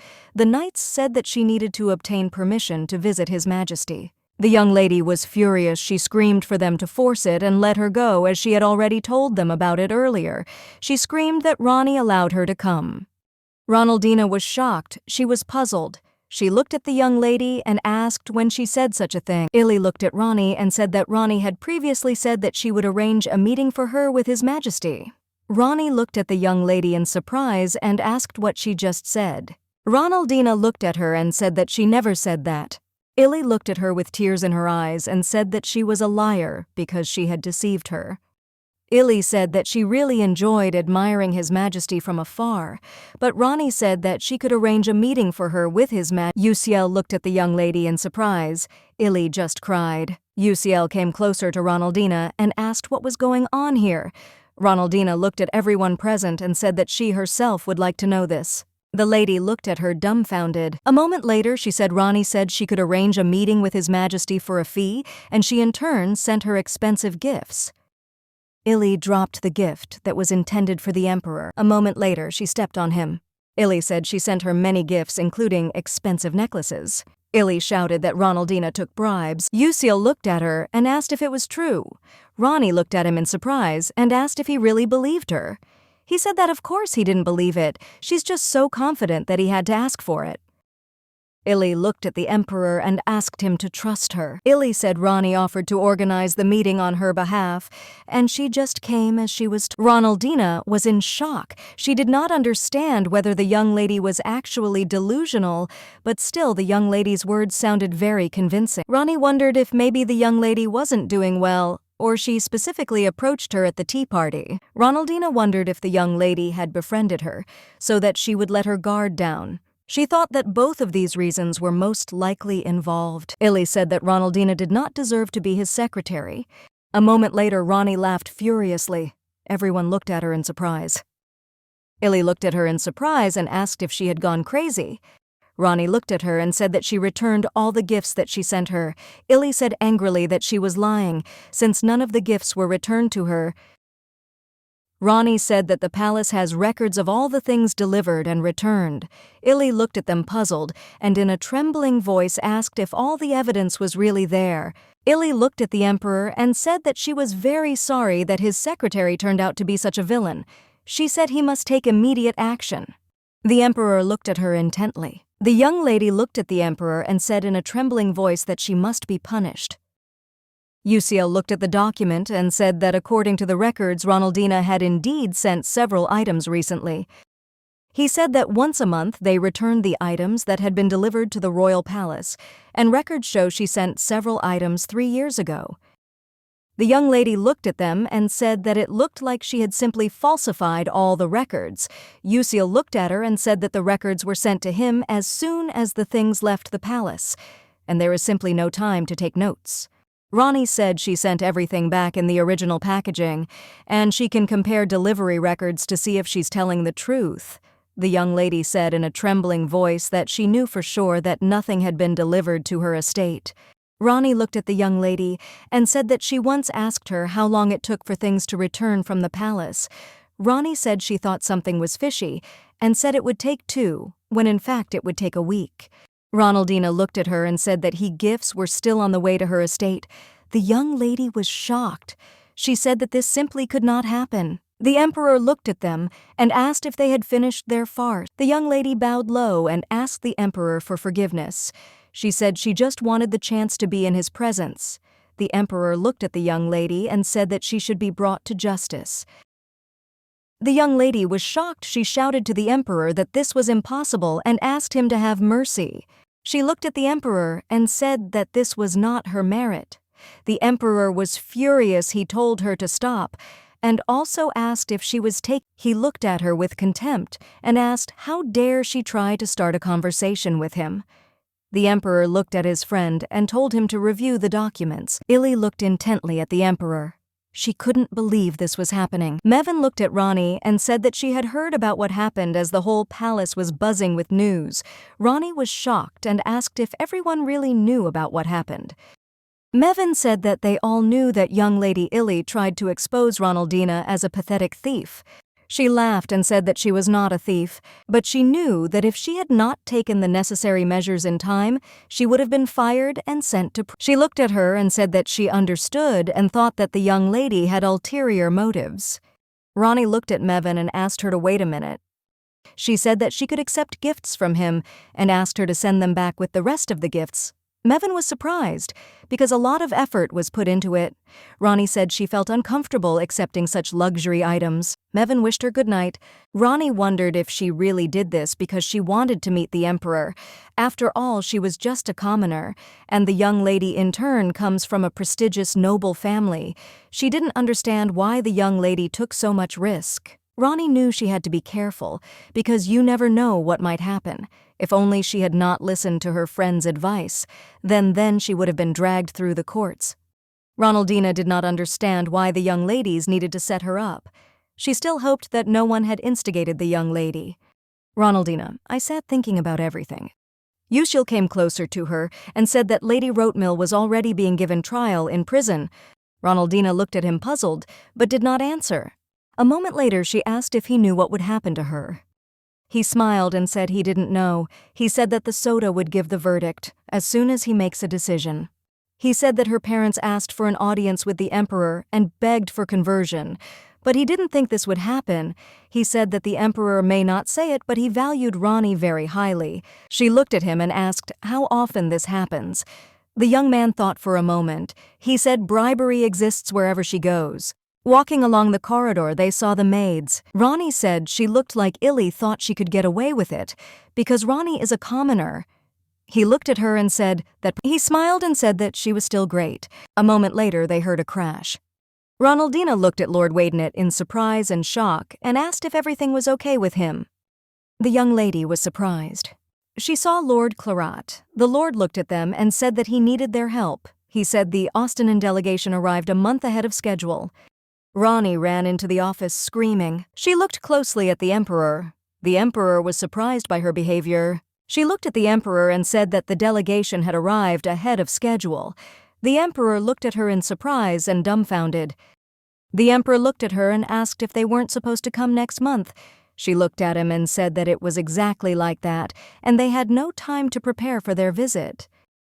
She looked at the emperor and said that the lords had gone to meet them in the reception room. The emperor was shocked. The emperor looked at the maid and she bowed and left the room. The young lady realized that the maid had to go get his formal attire. She looked at the emperor and said that she would wait for him in his office. Ronnie stood near the office and waited for the emperor. She knew that things were very hectic in the palace right now. She couldn't stop thinking about the way he looked at her, but still she knew that she needed to pull herself together. A moment later, she heard the sound of a door opening. The young lady looked at the emperor in surprise. The emperor looked at her and asked where their delegation was waiting. A moment later, they walked leisurely into the reception room. She knew that the two main characters would finally meet. Ronaldina wondered if this meant the story was really starting to unfold. She knew that the story had deviated significantly from the original plot. She hoped that everything would return to normal. If their relationship doesn't progress, she'll have to push it a little. She didn't remember the details. But the sooner they started a relationship, the easier it would be for her. The lords greeted the emperor with a smile. The emperor looked at the delegation and said that they had come a long way. The young lady smiled and said that it was not like that at all. She said with a smile that they traveled in comfort thanks to the carriage and knights that the emperor sent them. The young lady greeted the emperor and she introduced herself. She said her name was Celsia. Celsia asked the emperor if he wanted to use the Trigovan route. They began to discuss possible trade between the two countries. Without looking up from the documents, the emperor said that everything was correct. Ronaldina noticed that the atmosphere was so prodigal that one could cut the tension with a knife. Celsia looked at the emperor and said that indefinitely was not a word to be taken lightly. The emperor said that their empire would pay them well for the rights. They did not know how the trade route would develop in the future. Ronnie silently followed the negotiations. Celsia said she personally believes it will become even more valuable. So given this, the value of the path is likely to increase. Therefore, she is not sure that the price they agreed on now will be. Ronaldina looked at the young lady in surprise. The emperor looked at her and said that the trade route had its merits, but she seemed to overestimate its value. He said that their empire could always find a new passage if they put in the effort. She looked at him and said that his empire was surrounded by the highest and mightiest mountains on the continent. She said she was very curious about how he planned to pave the road. She said that through the mountainous terrain, it would be difficult for Austenin, but for Avern, it would be a piece of cake. Everyone present was shocked as they realized that the emperor had just mocked Austenin in the presence of their own prince. They could no longer rule with an iron fist. They lived at the airport when countries were establishing trade for maximum benefit. Ronnie was in shock and did not understand the emperor. She was sure that the lords also did not understand his words. She knew that, of course, after their discussion, there would be chemistry between them. The young lady looked at the emperor and said that she did not expect the negotiations to go well, because they knew that this was a big request on their part. Ronnie noticed that the princess did not seem to be afraid of the emperor at all. Most people who met his menacing and cold gaze would run away screaming. The princess looked at the emperor and said that at the moment alone they could not satisfy their request. She asked forgiveness for her rudeness. She hoped that they could continue to negotiate during their interruption here. The princess said she was sure they could come to some kind of agreement. The emperor did not answer her. Rani knew that the emperor was not one to fall in love at first sight. The lord looked at the princess and asked her permission to escort her to her chambers. The young princess said goodbye to the emperor with a smile. Rani forgot that her colleague was busy at the upcoming banquet for the emperor's birthday. She knew that the emperor was not at all interested in celebrating his birthday, but she didn't want to have a banquet again. A moment later, the messenger said that a princess had come to see the emperor. The emperor looked at him and said that he could let her in. Rani was waiting for the princess to arrive. She was surprised that she decided to come to the emperor. Entering the office, the princess smiled and thanked the emperor for receiving her today. Rani saw the main character in all her glory. Rani realized that she needed to leave them alone. She looked at the emperor and said that she needed to check on something about the emperor's birthday banquet and would be back soon. The emperor looked at the princess and said that she could sit down. Rani slowly left the office. The princess looked at the emperor and said that she was very glad that he agreed to meet with her today. Rani thought that everything was fine with them from the very beginning, but later she realized that she was wrong. Yusiel looked at the emperor and said that he could not continue to be rude to the princess. The emperor told him to calm down and not say anything more. After Yusiel scolded the emperor did his best to treat the princess with respect. The princess told the emperor that she would like to continue the previous conversation. The princess's visits to the emperor became more and more frequent. She looked at the emperor and said that for these reasons she believed that it would be unfair to them, and so she wanted to change some details because it was believed that perhaps they would find a solution. The emperor looked at the princess and said that he only wanted her to visit him once a week at the appointed time and day. The princess looked at the emperor in surprise as she did not expect him to tell her something. The emperor said that otherwise the negotiations would stop. He looked at her and said he hoped he made himself clear. The princess was shocked by this conversation. Yusiel looked at the princess and said with a smile that His Majesty wished only the best for her. Rani saw how difficult it was for the emperor to communicate with the princess. Rani realized that the princess was definitely interested in His Majesty. She was very surprised by the whole situation. Rani knew she had to leave them alone as much as possible, but she was puzzled because she didn't hear anything. Rani was surprised at herself that she tried to open the door to listen to their conversation. Ronaldina understood that if she entered, she could interfere with them. Rani knew she had to pull herself together immediately because she knew that their story was very important. A moment later, Rani saw Yusiel. She called him.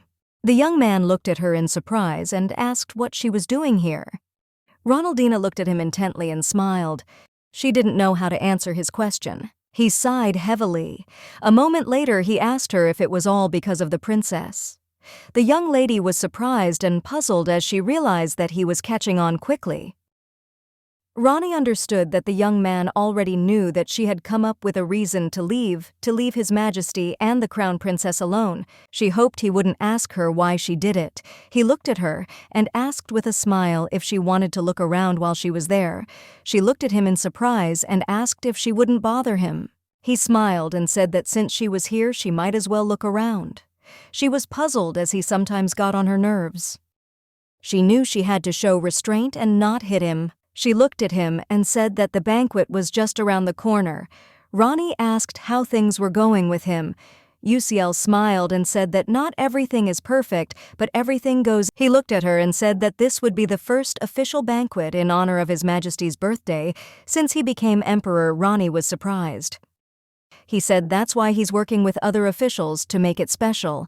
She said that she knew about the Radise banquet but did not realize that His Majesty was not interested in his own birthday.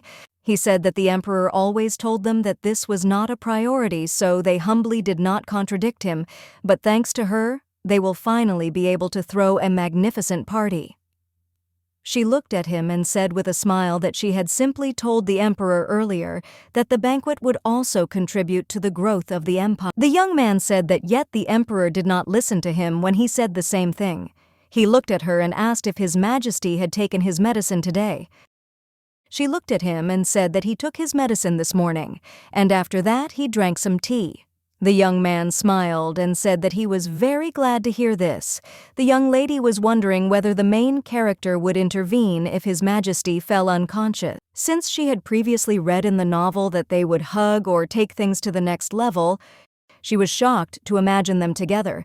She didn't understand why she felt so hurt and uncomfortable imagining them together. The young man looked at her and called. He asked if she was okay and noticed that she looked very pale. Uciel, the young lady smiled and said she was fine. Ronaldina could not tell him the true reason for her worries. She knew that in general, everything was not all right with her. She didn't understand why she was so worried. She hoped it was just mood swings, and soon everything will pass, and everything will be as before with her. Ronnie stared at the Emperor. The Emperor caught her gaze and looked at her in surprise. She was surprised and puzzled because she didn't understand why he was looking at her like that. She thought that he had noticed that lately she had been feeling a little awkward around him, but still she knew that he shouldn't look at her like that. She looked at him and asked for forgiveness. She didn't understand why there was such a tense atmosphere in the office, and because of this, she felt uneasy. She looked at the Emperor and asked if he wanted something from her. The Emperor stood up and slowly approached her. The Emperor walked up to her and looked at her intently. Ronnie was surprised. She looked at the Emperor and saw that he felt bad. She was surprised and didn't understand why Ronnie asked the Emperor if the effect of the tea had already worn off. She asked if there was any way she could help him. The Emperor, without looking at her, told her to leave as he did not want to hurt her. He told her to quickly leave the office. Ronnie smiled and hugged him. She said tenderly that everything would be fine. She didn't know why, but she was no longer afraid of. She wanted to be useful at least for a moment. Ronnie knew that she would soon be replaced by the main character, but until then, she could not leave the Emperor alone with his problem. She wondered if it was because she got to know him better. She didn't know if this was true, or if she just felt compassion for the man who stood in front of her. She looked at him and said with pity that she was very sorry that she could only relieve the pain for a while. But the only problem was that she was starting to feel a little awkward every time this happened. But she still hoped that she managed to calm him down and help him. She understood that everything was not bad and everything seemed to go well. She was sure he would pass out, and she would have to move him to safety again. The Emperor looked at her and asked if she had really helped him out again. Ronnie was shocked because she didn't understand what was happening. She was very glad that he calmed down, but I was stunned that he remembered everything. She wondered if he had woken up in time for their kiss. Ronnie understood that this was not good at all. The Emperor took her hand and thanked her with a smile. Ronaldina was shocked because she wanted to get out of here as quickly as possible. The guests walked around and discussed the decorations for the banquet. They said with a smile that it was like a banquet on the occasion of the Emperor's birthday. Ronnie looked at everyone intently. The young people said that there would be a lot to do during the celebration. The ladies smiled and said that they all looked very excited. They saw the head of the delegation. Everyone was surprised as there were many new faces at the banquet this year. Ronnie knew that His Majesty would appear any minute. She expected him to arrive soon. She still couldn't get that moment out of her head when he thanked her for her help, but it seemed to her that His Majesty did not care. But in turn, it was not easy for her to be around him. She felt awkward. Verica came closer to Ronaldina and asked with a grin if this was an accident from the Imperial Secretary. Verica said that Ronaldina is dressed very smartly today. Verica said with a grin that it wasn't like anyone appreciated it. Verica said with a grin that she would always be a commoner no matter how she dressed. Ronnie was very angry because she did not understand why the young lady approached her and what she was even talking about. Ronnie looked at her and said that the rumors were going away that she appeared whenever His Majesty gave official performances. Ronnie said she didn't think that was true. Ronnie said that she was very sorry that Verica did not get this job, otherwise she could have been next to him all day long. Verica was shocked by what Ronaldina told her. She didn't expect this at all. Verica said that she was very sorry, but if everything had gone according to plan, Ronaldina would now be in prison. But here she stands here and talks incessantly. Ronnie was shocked by what she heard. Since she now realized who was involved in everything, what happened to her lately? Ronnie realized that it all started at the tea party. Ronnie was a little shocked as she had just realized this. Ronaldina looked at the young lady and asked if she was the one egging her on. Ilivarika looked at the young lady with a grin and asked what she meant by egging her on. She used a slotted spoon to say that she had no idea what the young lady was talking about, since she simply gave her some advice since they both treated the emperor with the deepest respect. The young lady said that as far as she knew, Ili said that only the butler helped her. She looked at Ronnie and said with a smirk that that meant she couldn't drag her into this. She said that she was very sorry that everything was not as Ronaldina had imagined. Ronnie looked at the young lady with contempt. She was very angry that things turned out this way. One of the young ladies approached Verica and asked what happened. Ronaldina sighed heavily and said that they were all somehow strange. But she still finds it quite interesting. She said that it was very interesting to her that such noble ladies as they perceived her commoner as a threat. Ronnie said that if she were them, she wouldn't even pay attention to it. She looked at them and said that if they were acting like this, then she must be a big threat. The young ladies were shocked by what Ronnie was very glad that she answered them like that, because she knew that thank God she was not going to be involved in high society for long. Verica S. said that she could say the same about Verica said with a grin that she was a simple commoner, and no one would even consider her as the emperor's wife. Verica said with a grin that Ronnie can wear fashionable dresses as much as she wants, but His Majesty will not pay her even a drop of attention.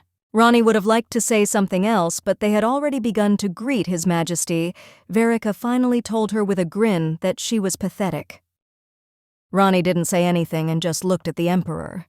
She never wanted this because she understood and knew who he would marry in the end. The emperor looked at the young lady in surprise. Ronnie, in turn, stood with a depressed expression on her face. Ronnie knew she had nothing to do with it. She knew that she would soon leave the palace. The young people slowly greeted the emperor.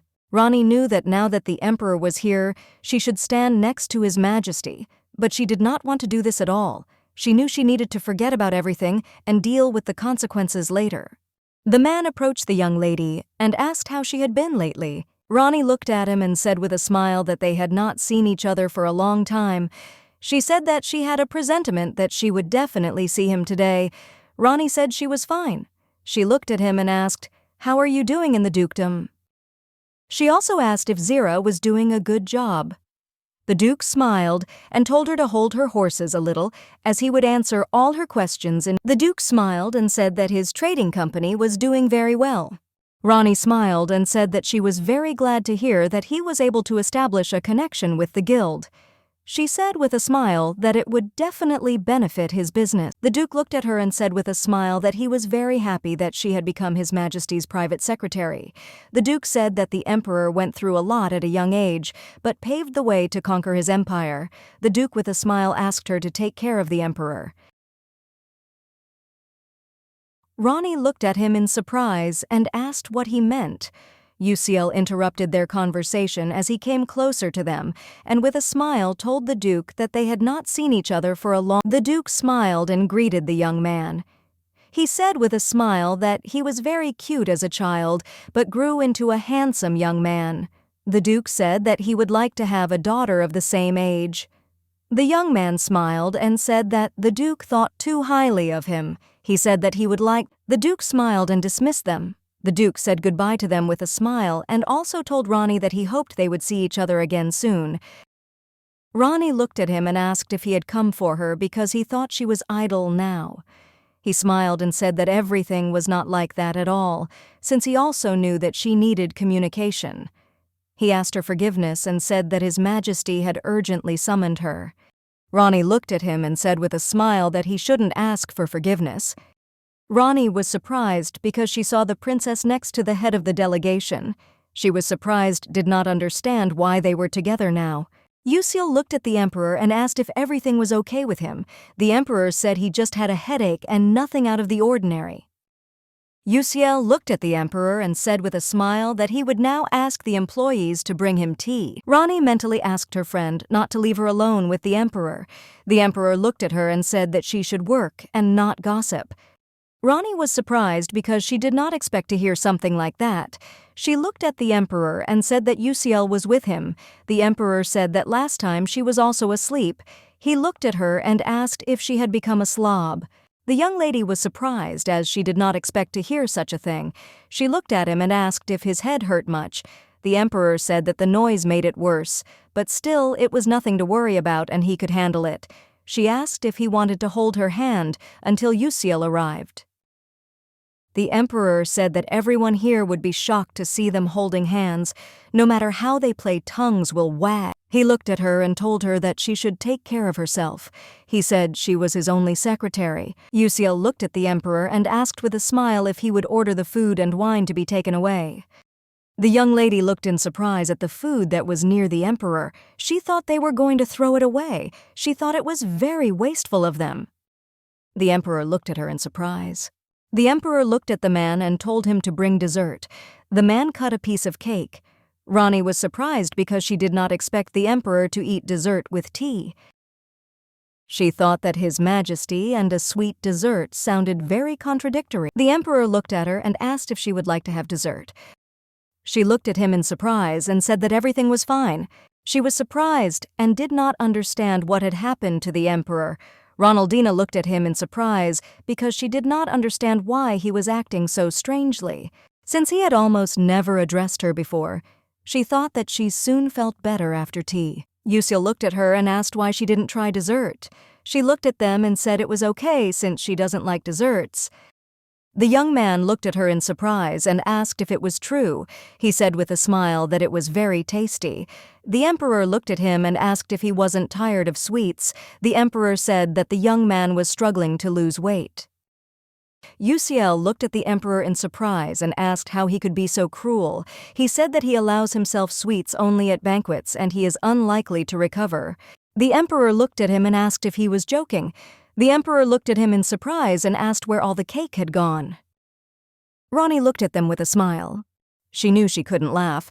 The emperor looked at the young man and said that he would like Rani to eat the dessert and not him. Rani smiled because she didn't expect to hear this. A moment later, they were greeted by the princess. The princess said with a smile that she wanted to wish him a happy birthday. She said with a smile that she was honored to be with him today. She looked at him and asked if he had made his decision yet. The young people whispered because they didn't know who she really was. They wondered if they had anything to discuss. Ronaldina knew they still had to take it to the next level, but still she did not expect that the princess herself would take the initiative. But still she was surprised and did not understand why she felt so sick. It is very difficult to follow their conversation. Yusiel looked at her and asked if she was okay. She looked at them and asked for forgiveness, saying that she was not feeling well right now. She wanted to go out for a while to get some fresh air. A moment later, she came out onto the terrace. She wondered if her bra was too tight. She was sure that this was not so because her maid took her measurements. She thought that most likely she was feeling unwell because of something else. She knew that from that moment on, everything would change dramatically. She was wondering when the main character would start treating His Majesty. She never would have thought that sitting and waiting would be such a difficult task. She wondered if she felt this way because she was worried about the future. She wanted the main character to just cure him. She also wanted them to be close. She knew she had to get back to her job. The young lady slowly returned. Entering the hall, she was surprised because she did not understand where everyone had gone. She wondered if she had to wait for them to return. She noticed the butler running. She was surprised. She knew that they did not use that room during banquets, since it was connected to the living room. Rani wondered if something had happened while she was. The princess slowly entered the office. Rani looked at the princess in surprise and shock and asked what she was doing here. Rani was dumbfounded because I saw a truly terrible picture. She saw the emperor lying on the ground. With the speed of lightning, she rushed towards him. She looked at them and asked how long ago this happened. The young man said that the emperor took the medicine in the morning, and the butler immediately went for the doctor. Rani was surprised because she realized that everything was happening too quickly, but she was more surprised that the princess did not come to his aid. Rani looked at the princess and said that she would explain everything to her later. She hoped that the princess would keep everything a secret. She looked at them. Rani came closer to her and said that for the sake of their diplomatic relations, everything must be kept secret. Ronaldina politely asked the princess to leave. Rani came closer to the lord and told him to wait a little. The emperor said that this was enough. Ronaldina looked at the emperor and asked him to try to concentrate. The emperor was furious. He shouted. The young lady looked at the emperor and asked him not to blame himself. She was in shock and did not understand what he had gone through as a child. She understood that it hurt not only for him but also for those around him in his environment. She understood that his pain would only make her worse. Yuxiel looked at everything that was happening in surprise. The young man looked at her in surprise and called. He was dumbfounded by everything that was happening. The young man looked at them and asked if everything was okay. Yuxiel looked at her and said that His Majesty had fallen asleep so she could calm down and stop crying. Rani looked at him in surprise and said that she did not cry. The young man said that in any case, things were not going well, since the secret became clear because the princess witnessed everything. He didn't understand how they could explain all this to her now. Ronaldina knew that the princess she knew after reading the novella would not blackmail the emperor with what she saw. Rani looked at him and asked permission to speak to the princess herself because she knew that she needed to be convinced that she was right. She didn't remember all the details in the story. She remembered only certain moments from different parts of the book. However, she remembered the key plot points in the novella. She knew that the plot had deviated from the original, and this was what made her worry. This meant that not only she but also His Majesty had changed their destiny. She understood that because of this, they would continue to suffer. Rani looked at the princess and thanked her for agreeing to come. The princess smiled and said that there was no need for that because she had some questions. The princess thanked her for being invited. Rani looked at the princess and said that they had met before. She introduced herself and said that she was the emperor's personal secretary. The princess smiled and said that she remembered her. The princess also introduced her. Rani looked at the butler. A moment later, the butler left them alone. The princess looked at her in surprise and asked if His Majesty was suffering from some kind of illness. Ronaldina looked at her and asked if she had witnessed this. The princess said that she was there from the moment he became unwell until the moment she closed the door on her. Rani knew that if she kept going around like this, the princess would never reveal her true intentions. She could only imagine what her reaction would be based on what she learned about her from the novel.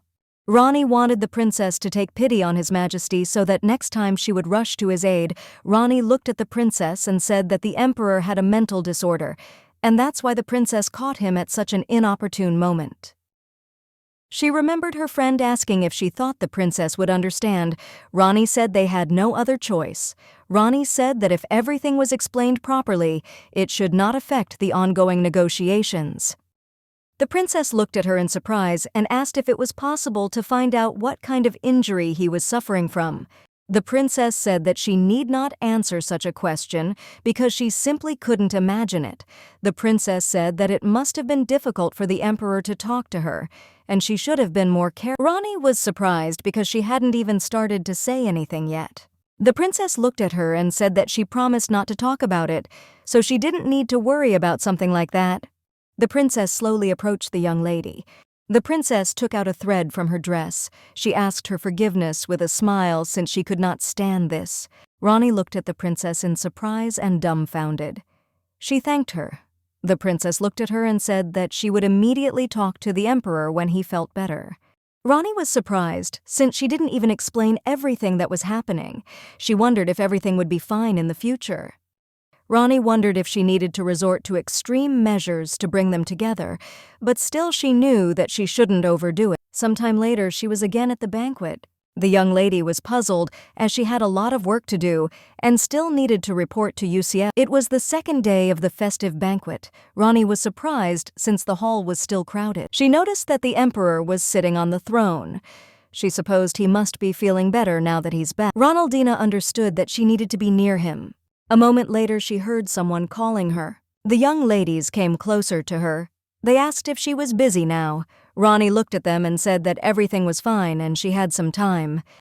They looked at her and asked with a smile if she was okay. They wondered if Illy had done her any harm.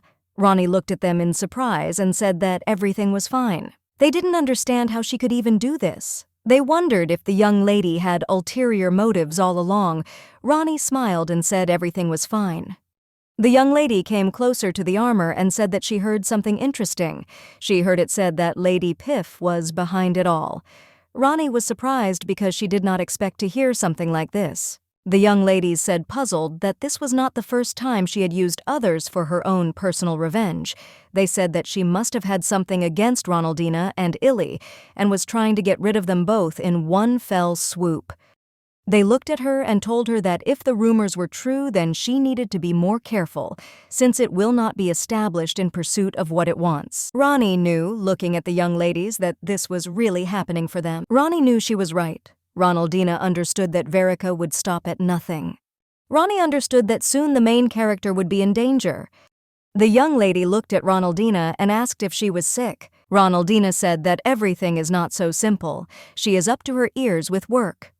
The lovely ladies smiled and said that they had taken up too much of her time. They wanted to meet again, to talk in a more pleasant environment. Ronnie wondered and wondered when Verica started acting against Celcia in the novel. Ronnie knew that the princess almost died while leaving the festival, but she was guessing and didn't understand where such an oversight came from. She knew she needed to remember more because something else happened at that tea party. Ronaldina shuddered. The young man came closer to her and asked if she was okay. She smiled and said she was fine and thanked him. He smiled and said that she should thank His Majesty because he asked her to help.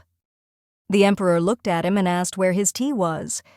Uciel said with a smile that he had forgotten about it, but he would now ask the butler to bring it. The emperor looked at the young lady and asked what was on her mind. He said she should be more aware of her surroundings. She looked at him and said that this was nonsense, and thanks to him she managed to avoid injury. He looked at her and said that it was true, and she should definitely be grateful. The young lady looked at him in surprise. She was in shock and did not understand what was happening. The emperor looked at her and told her to be with the guards from now on. The young lady said that she spoke with the princess, and she in turn swore to keep everything secret. Ronnie said it took a weight off Uciel's shoulders because she saw that he was terribly worried. Ronnie smiled and said she was sure he would feel relieved. The emperor looked at her in surprise and called. A moment later he asked if she was worried about Uciel. She slowly sorted out the documents. Ronnie got up from the ground. Her back hurt very much. The Lord looked at her and said that he understood that she was too busy. He came closer to her and said that it was too cluttered even for her. He asked her if she could tell which was which. The Lord said, puzzled, that to some extent he thanked them for their help. Uciel said that they came because they did not cope and did not send them the report on time. He wanted to quickly get everything in order. Ronaldina remembered the emperor. She understood that they all had to do a lot for the princess. Verica felt the princess's presence during the first day of the banquet. Ronnie was sure that she was lying low, but she didn't know when the villain would return. A moment later someone called her. The knight looked at her and told her to take other documents. She looked at him and said that she would definitely do so. Uciel looked at everyone present and said with a smile that they could take the day off tomorrow since His Majesty had no business planned. The young people were very happy. Uciel looked at her and said with a smile that he should have told her in advance. She smiled and said that she would be happy to take the day off. Uciel looked outside the window and said that the air was very humid, and I felt like it would rain tomorrow.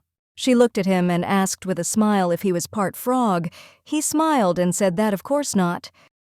Ronnie looked out the window and was very surprised because it started to rain. She didn't like the sound of the rain. She thought she should still go for a walk. She wanted to walk to places she didn't know. She was walking and everything seemed very strange to her, because earlier her friend said that His Majesty was free today.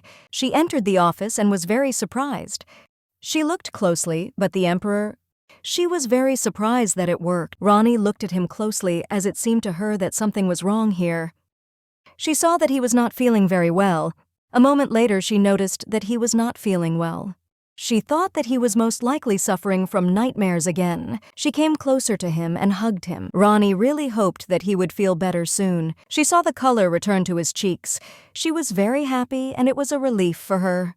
A moment later, the emperor woke up and looked at the young lady in surprise. She looked at him and asked if he was okay.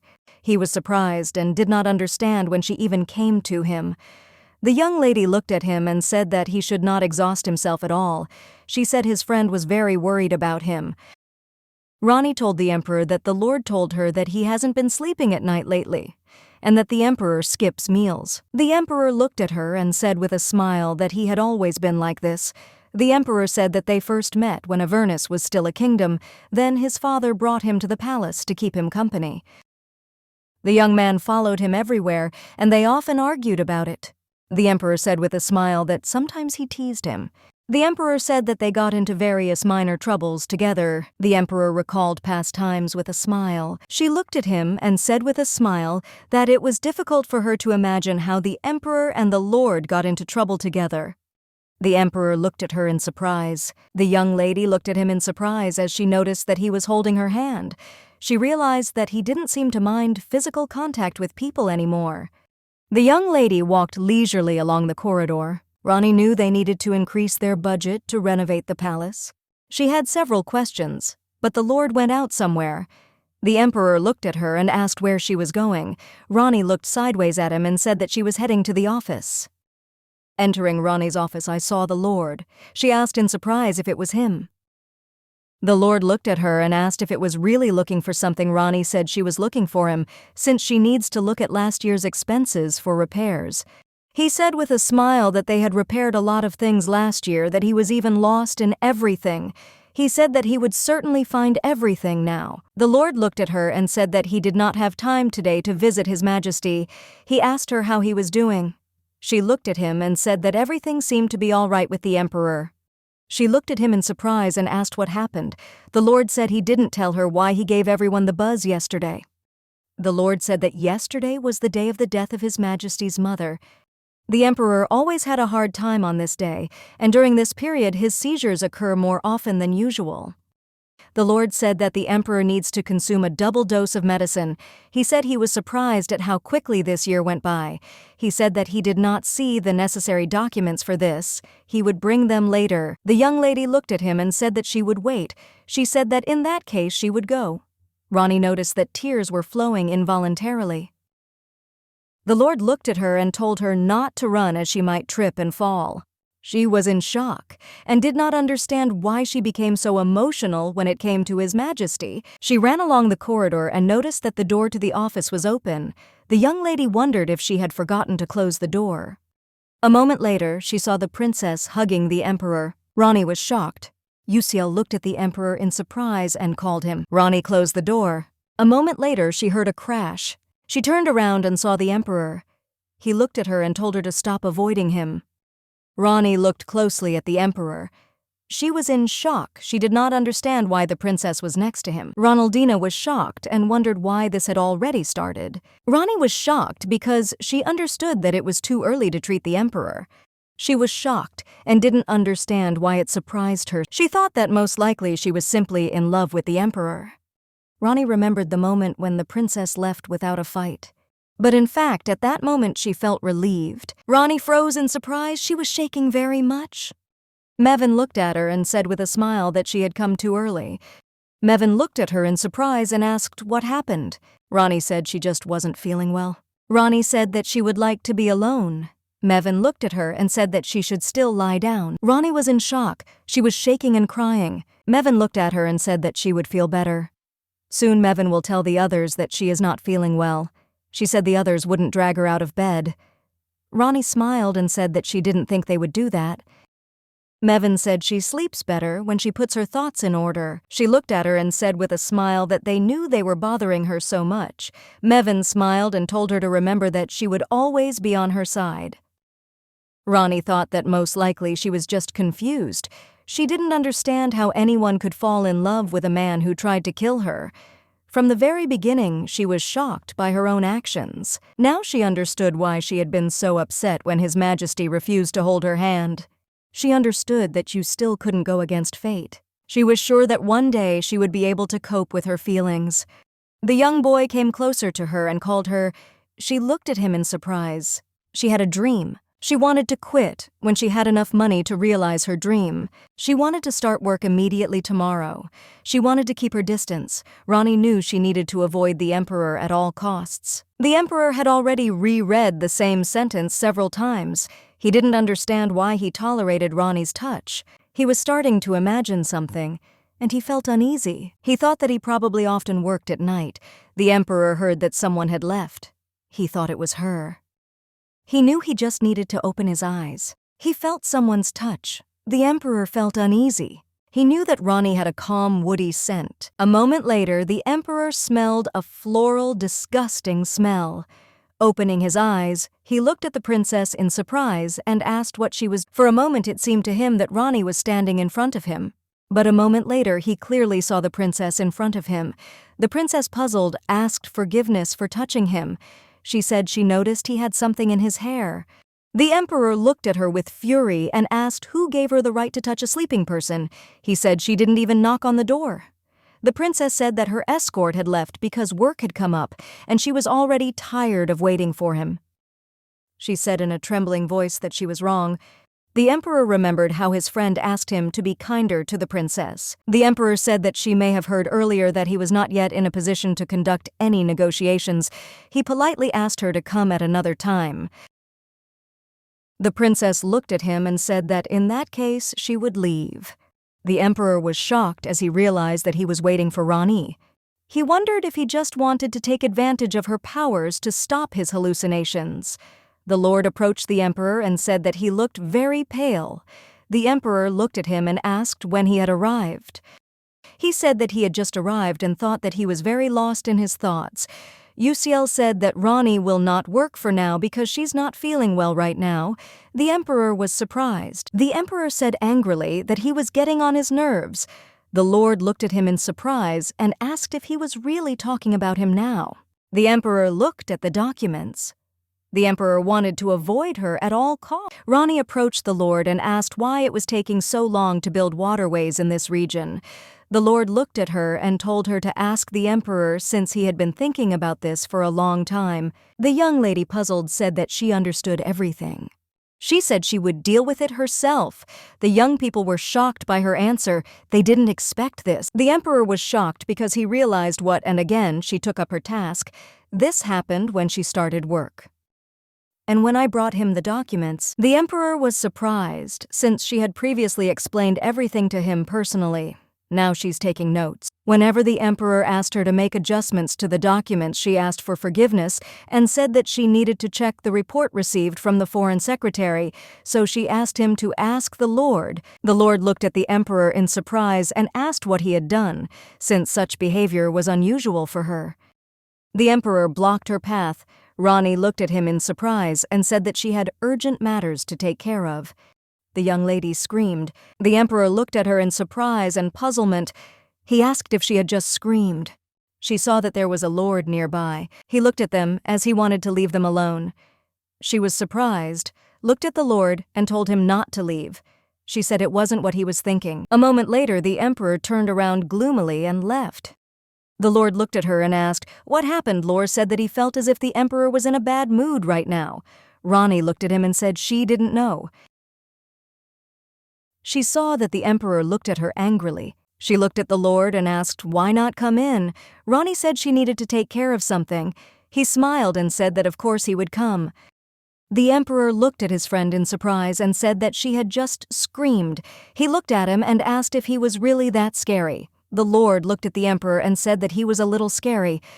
The young lady sighed heavily as she knew that the emperor was very close. The young lady was shocked as she realized that the emperor already knew that she was avoiding him, but it knew that they would not go back to the way things were. She thought he would fire her for her unprofessionalism. Ronaldina knew she had to earn more money to achieve her goal. She knew that even now she had to keep distance between them. She knew it would be easier to hide what she was thinking about him. She was coming back. A moment later, she saw the princess. Ronnie knew that the princess had a visit to the emperor today. She knew she had to leave them alone. Ronnie knew it would be easier for everyone. A moment later, she heard a loud crash. Ronnie was very scared. She burst into the office with lightning. Ronnie saw the princess sitting on the ground. Ronnie looked at the emperor and told the servants that she would be with the emperor, and she also asked to call the lord. Ronnie called the princess. A moment later, she pushed the emperor. The emperor fell. Ronnie looked at him and asked if he was okay. The princess trembled with fear while sitting on the floor. Ronnie came closer to the princess and said that everything was fine. She asked her to calm down as help was on the way. Rani smiled and told the princess to breathe slowly with her. The princess looked at her in surprise while she cried. Rani heard the emperor sigh heavily. She rushed to the emperor. She called him. A moment later, she came closer to him and hugged him. Ronaldina consoled him and told him that everything would be fine. She said that there was nothing to worry about. She asked him not to be afraid. She was shocked because she thought the princess could cure him. A moment later, the lord burst into the office. He looked at Rani and asked if anyone was hurt. Rani looked at the lord and said that the emperor was fine, and she also asked him to take care of the princess. The lord came closer to the princess and asked if she was all right. The princess said in a trembling voice that she was fine. Lord said that in that case, if she allowed it, he would like to help her. The princess looked at them intently. She was very surprised and frightened. Rani looked at the princess and said that she would visit her soon. The emperor called Rani. She looked at him and told him that not a drop of blood had been spilled and no one had died, so he had nothing to worry about. He looked at her in surprise and asked what she was talking about. Ronaldina was in shock. She didn't know where to start talking. The doctor looked at Rani and asked if she had really come to see the princess. She said that was so and asked how the princess was feeling. The doctor said that she was not harmed thanks to her, but she still needs rest. Ronaldina looked at the doctor in surprise and asked where he was going. The doctor said that he now has a meeting with Vahern. Rani noticed that the doctor called the lord by name. She thought they were very close. She knew they met every day to discuss medical research. She realized that she also needed to focus on her work. The princess saw her and she called. The princess in turn was very glad to see her savior. The princess looked at her and asked, not with a smile, "Why don't she sit down?" Rani was surprised by such a change in the princess.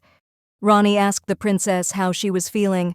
Ronaldina was shocked and did not understand why they were holding hands now. The princess said that she feels well now. But still, she was just a little surprised. That's all. Rani looked at the princess and asked her for forgiveness, since she should have been there. The princess looked at her and said that everything was wrong. The princess said that she would have been in more trouble if it weren't for Rani. The princess smiled and said that she should have told her this before, but she is saying it now. The princess thanked her with a smile. She said that you are not saying this as a representative of your country, but as a person who would like to thank his savior. She said she was very scared. The princess said with a smile on her face that she could still hear her voice, which brought her out of the darkness. The princess looked at her and asked if she could give her a gift as a token of gratitude. The young lady was in shock. She did not understand what was happening.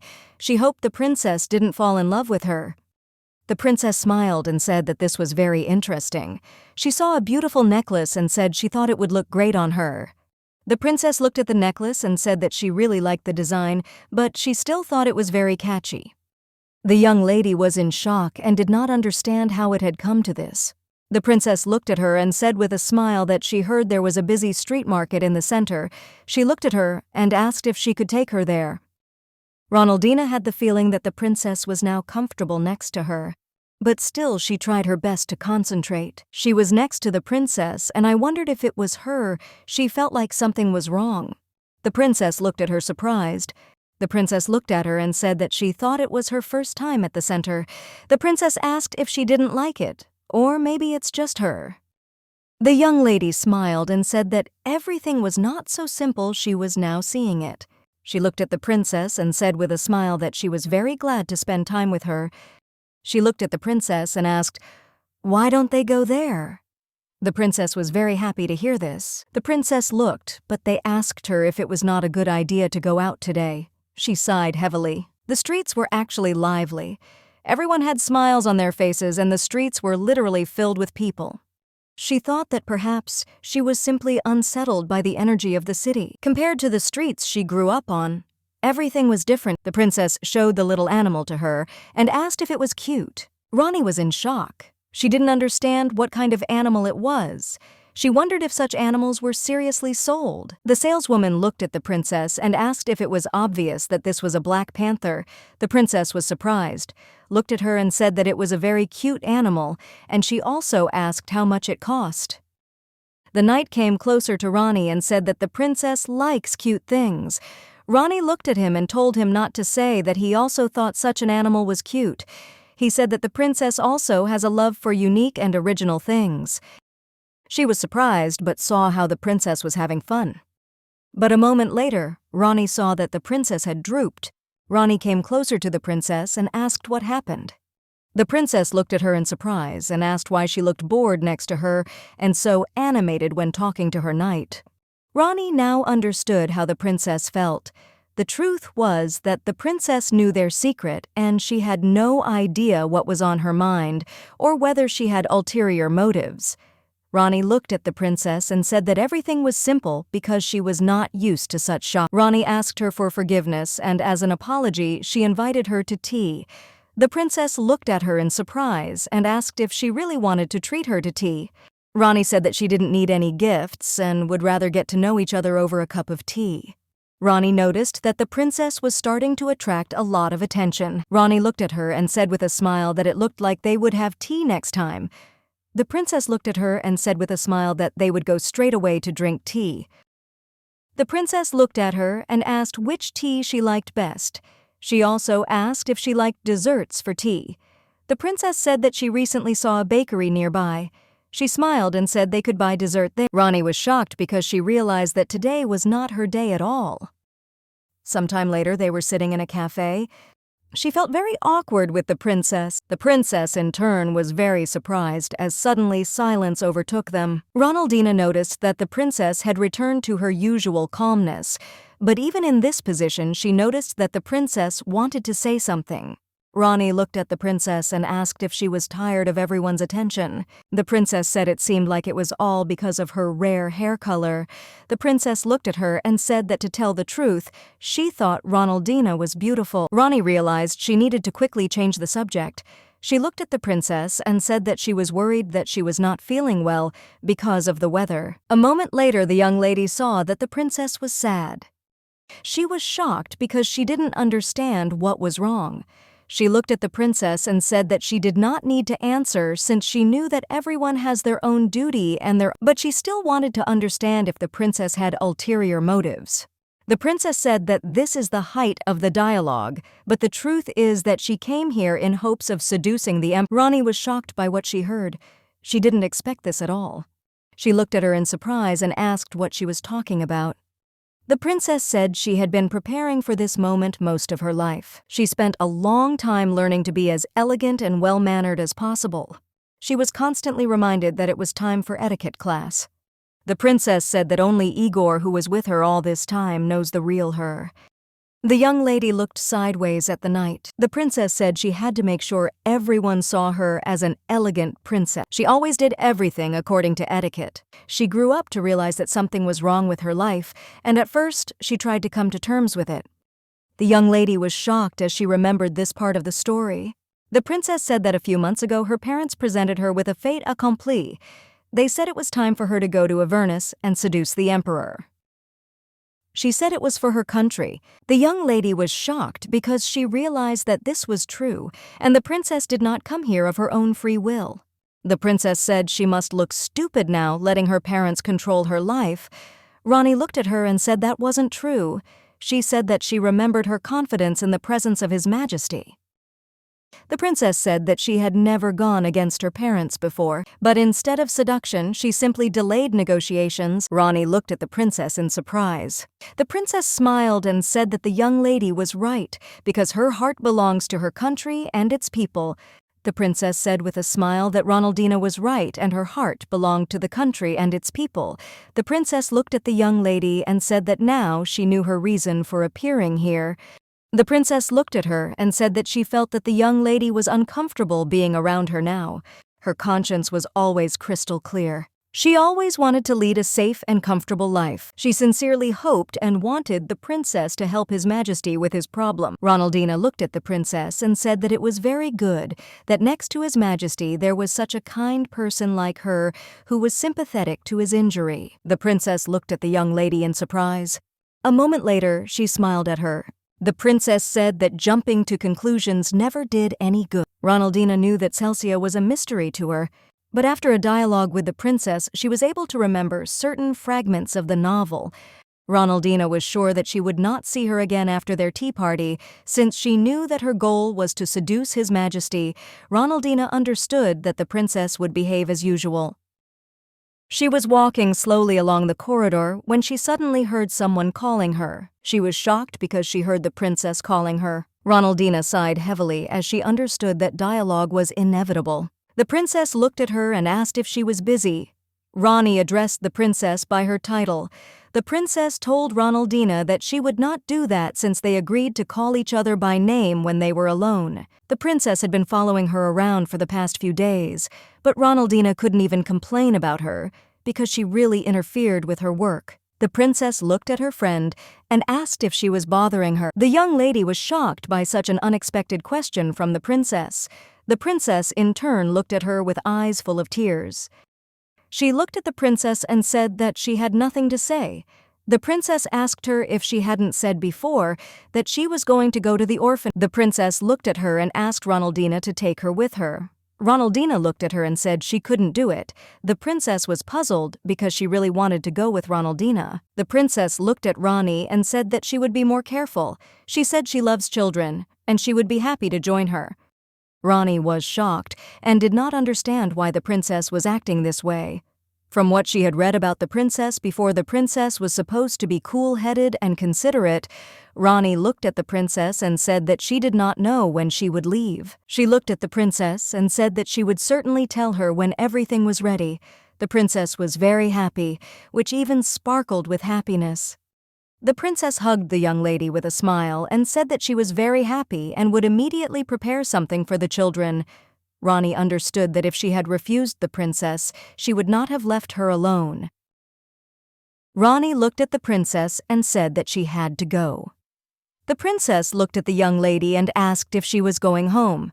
She said with a smile that in that case they would see each other later. Ronnie was surprised that the princess wanted to come to her tomorrow. Ronnie in turn looked closely at the princess and said goodbye to her with a smile on her face, but she still felt uncomfortable about it all. She knew that she needed to hide her emotions for the sake of His Majesty, but she never wanted to be friends with his future love. However, she knew that the real problem was closer than she thought. She knew that her problem was now sitting outside the door. A moment later, she entered the office.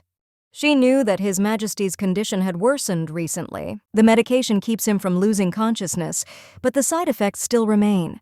The Emperor looked at her intently and angrily. The Emperor was shocked because he realized that she always caught him when he was very ill. The young lady knew that she had to leave in time so that the princess could save His Majesty. But everyone believed that only she could help the Emperor. Uciel looked at her and called. Ronnie knew she had no need to feel guilty. She looked at them and said that she needed to go back to the Department of Internal Affairs. A moment later, she left the room. She knew that she would soon go to the shelter. She wanted to be there as soon as possible. She missed her children very much. The princess looked at her in surprise and asked what would happen if the children were not happy with her. Ronnie smiled and said that everything would be fine since she had already sent the message. Ronnie wondered how they could be upset with these gifts that the princess herself had prepared. The princess looked at her and asked, what if suddenly the gifts did not fit into the carriage? Ronnie looked closely at the palace. She looked at the princess and asked permission to load all the gifts into the carriage. Ronnie looked at the princess and said that everything was ready and asked if they could leave. The princess looked at the young lady and asked, what if they hated her? Ronnie smiled and said that the children would think that Christmas came early this year. Ronnie said that the princess had no reason to worry. A moment later, the young lady greeted them. She said with a smile that she was very interested in what was causing such a commotion. Ronaldina saw Modana. She was very surprised and said with a smile that they had not seen each other for a long time. Ronnie was surprised and couldn't believe that she was actually here. For some time, the children were very happy and surprised by the gift. The little girl came closer to Ronnie and asked why she was crying. Ronnie glared at her friend. She couldn't stop her tears flowing like a stream. Medina looked at Ronnie and asked if she felt better. She said that she didn't know that she in turn missed her so much. She called Ronnie because I noticed that she didn't look very good. She looked at her and asked what was going on. Ronnie said she fell in love with someone.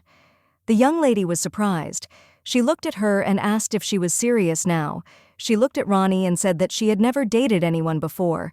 She also said that she would not look for a mate until she earned enough money. Ronaldina said she was busy. Then Medina said that she is sure that she has more things to do in the palace now. Ronan said puzzled that it was true. Medina looked at her and said that she was very interested. Medina looked at her and asked if someone had really abandoned her, and that's why she was crying. Medina was furious. She didn't understand how this could even happen. Medina was burning with anger. She said that she must certainly curse him. Ronnie was shocked. She understood that cursing the emperor must be tantamount to high treason. Ronnie looked at her friend and said puzzled that she had not yet confessed her feelings to him. Ronnie looked at her friend and said that he was destined to be with someone else. The young lady was surprised. She looked at Ronnie and said that she in turn had been focused on making money all her life. It was very funny for her to hear her talk about love and fate. She said she decided to keep distance between them anyway, but still she helps him solve his problems. She looked at Ronnie and asked if she was helping him with his problems. Ronnie said that was true. Medina looked at her and said that she had previously said that a man is destined to be with someone else. Medina asked if they were really not together. Now Medina looked at her and asked what the problem was. Then she said Ronnie could just take him away. Ronnie was puzzled. She said that they really were made for each other. Medina was in shock and had problems understanding. Medina looked at her and asked if she was really helping him for the sake of her beloved Ronnie. Was surprised. She looked at her friend and asked what she was talking about. Medina said that she felt as if Ronnie was trying to deny her feelings for him. Medina said that Ronnie can help him regardless of her feelings, because helping someone does not mean loving. Medina said he just feels grateful. Medina came closer to her friend. She smiled and hugged her tightly. Medina told her not to worry, because the more she thinks about it, the more complicated everything will become. She had a tendency to overthink everything. Medina told her not to stress herself out in vain. Ronnie sighed heavily. Ronaldina said that she would certainly do everything in her power to help him. While going down the stairs, they heard a noise. The young girls ran up to Ronnie. She looked at them and with a smile told them not to run, as they might get hurt. She asked them to come one by one. She was talking with their children. Then she noticed that the princess was sitting upset about something. She saw that the princess was very tired. Medina looked at the little children and said that now is time for a snack. She led them to the kitchen. The young lady looked at the princess and asked for forgiveness. She smiled and asked if the children were pestering her. The princess said that there was nothing wrong with it, and she had a lot of fun. Ronnie looked at the princess and said that she was very sorry for leaving her alone. Ronnie looked at the princess intently. She did not know what she should say if they asked her why she... The princess looked at the young lady and asked, "Why don't they have a snack too?" Ronnie was surprised. Ronnie realized that the princess was trying to please her. She couldn't help it, but she liked it. Sometime later, Ronnie was sitting at a tea party. Ronnie was not very comfortable. Since the villain was sitting in front of her in all her glory, Verica looked at the young lady intently and angrily. Ronnie knew that sometimes life throws you for a loop. The young lady attended the tea party only because the princess insisted on her presence. Ronnie knew that this princess had invited everyone, but today was a tea party. Verica, daughter of a former investor, next to her sat a lady from a house famous for creating exquisite jewelry. Others are ladies whose families make beautiful furniture and fashionable clothes. Some are famous for their porcelain products, so they all come from families famous for their business. Connections with these families are very beneficial for the princess. The young lady looked at the princess and asked if she didn't say that she would be even busier from now on. The princess looked at her and said that the hunting festival was starting soon. She was asked how she knew this. The princess said that it was a famous place located in the mountains surrounding Avernus. This is a huge event in which what is extracted is evenly distributed among different areas. Ronnie knew this was truly something special, but she also knew it would be a lot of work. The young ladies looked at the princess and said with a smile that it was good then. They wanted to know if His Majesty would attend this year. Ronnie knew that many nobles were watching others hunt as well. She looked at them and said with a smile that she did not yet know about his decision, but it looks like he'll be taking part again this year. The young ladies looked at her in surprise and asked if this year they would see His Majesty at his best. They were sure that this year he would become the best hunter again. Rani looked closely at the princess. The princess looked at them and asked if perhaps she could take part in the hunt. Rani looked at the princess in surprise. Verika looked at the princess with a grin and said that she was the head of the foreign delegation. She asked the princess why she wanted to take part in their hunt. She said that the princess could enjoy the show like all the other guests. Since they wouldn't want her to ruin the holiday with her injury, she said that if this happened it would cause friction between their empires. She said that she was sure that His Majesty would not allow her to take part in the hunt. Rani looked at Verika in surprise, because here she agreed with her. The princess looked at her and said with a smile that she might not be as good as the knights, but she was not a bad hunter. Verika looked at the princess and said that as far as she understood, the princess could still become a victim. The princess looked at them and said that the biggest question was whether His Majesty would agree. The princess said that she was sure that the emperor would certainly agree. Rani was shocked and understood that this should not happen, since in the novel the princess is attacked during the festival. Rani hoped that His Majesty would not accept Celsia. Rani looked at her friend in surprise and asked if the emperor had agreed to her request. The lord said that the princess sent a letter to her parents, and the king said not to bring the empire to justice. If something happens, it will happen. Therefore, the emperor had no choice but to concede. Rani was in shock. She didn't know what to do now. She didn't know if she should follow the princess everywhere. She didn't know how she could deal with the knights. She didn't know how long they should protect the emperor. Uziel looked at her and said with a smile that her eyes were now glazed over like a dead fish. Rani looked at him and said with a smile that now was not the time for jokes. The emperor looked at them and asked what they were both doing now. He asked why they both were gossiping. The emperor said that they certainly had something to do. He told them to get to work as they had a lot to discuss. Lord thought that His Majesty relented, but he seemed to be himself again. He wondered if it was all from the medicine. He hoped that a suitable cure would soon be found. Lord Yu in turn stared at the emperor. He wondered if the emperor was being built because of something else. Rani knew she needed to prepare for the hunting festival, but she also knew that her main concern was the safety of the princess. She knew that there was a small cliff in that area. The medicines collected there should be distributed evenly. Ronaldina wanted to recruit more knights to make sure no one got inside. She understood that this was an order, but she still had no idea where the killers would decide to attack.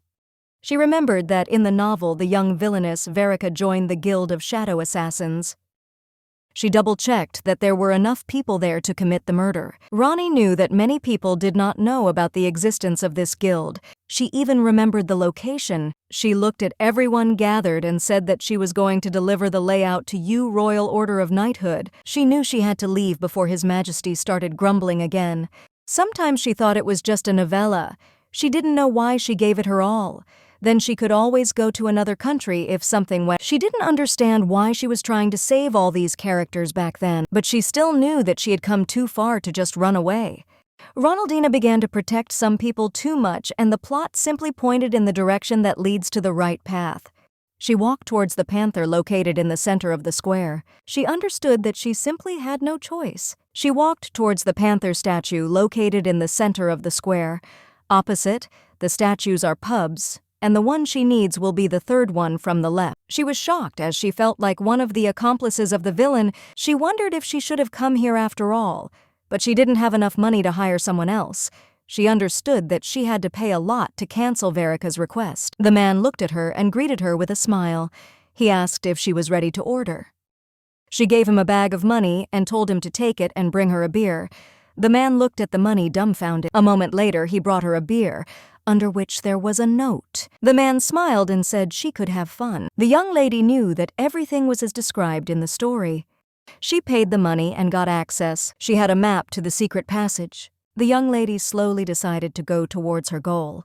She knew it was located at the back of the pub. She walked immediately. She knew that the door was hidden in the wall. She knew it was all a secret, but it was still hard for Rani to differentiate between things. Ronaldina entered the dark room. Ronaldina was a little surprised since the room was not at all different from the one outside. The man looked at her and asked if she had finished inspecting the premises. He said that if she was done with this, then she could tell him the purpose of her visit. She looked at him and said that she wanted them to terminate the murder contract they had recently entered into. The man looked at her in surprise and asked what she was talking about.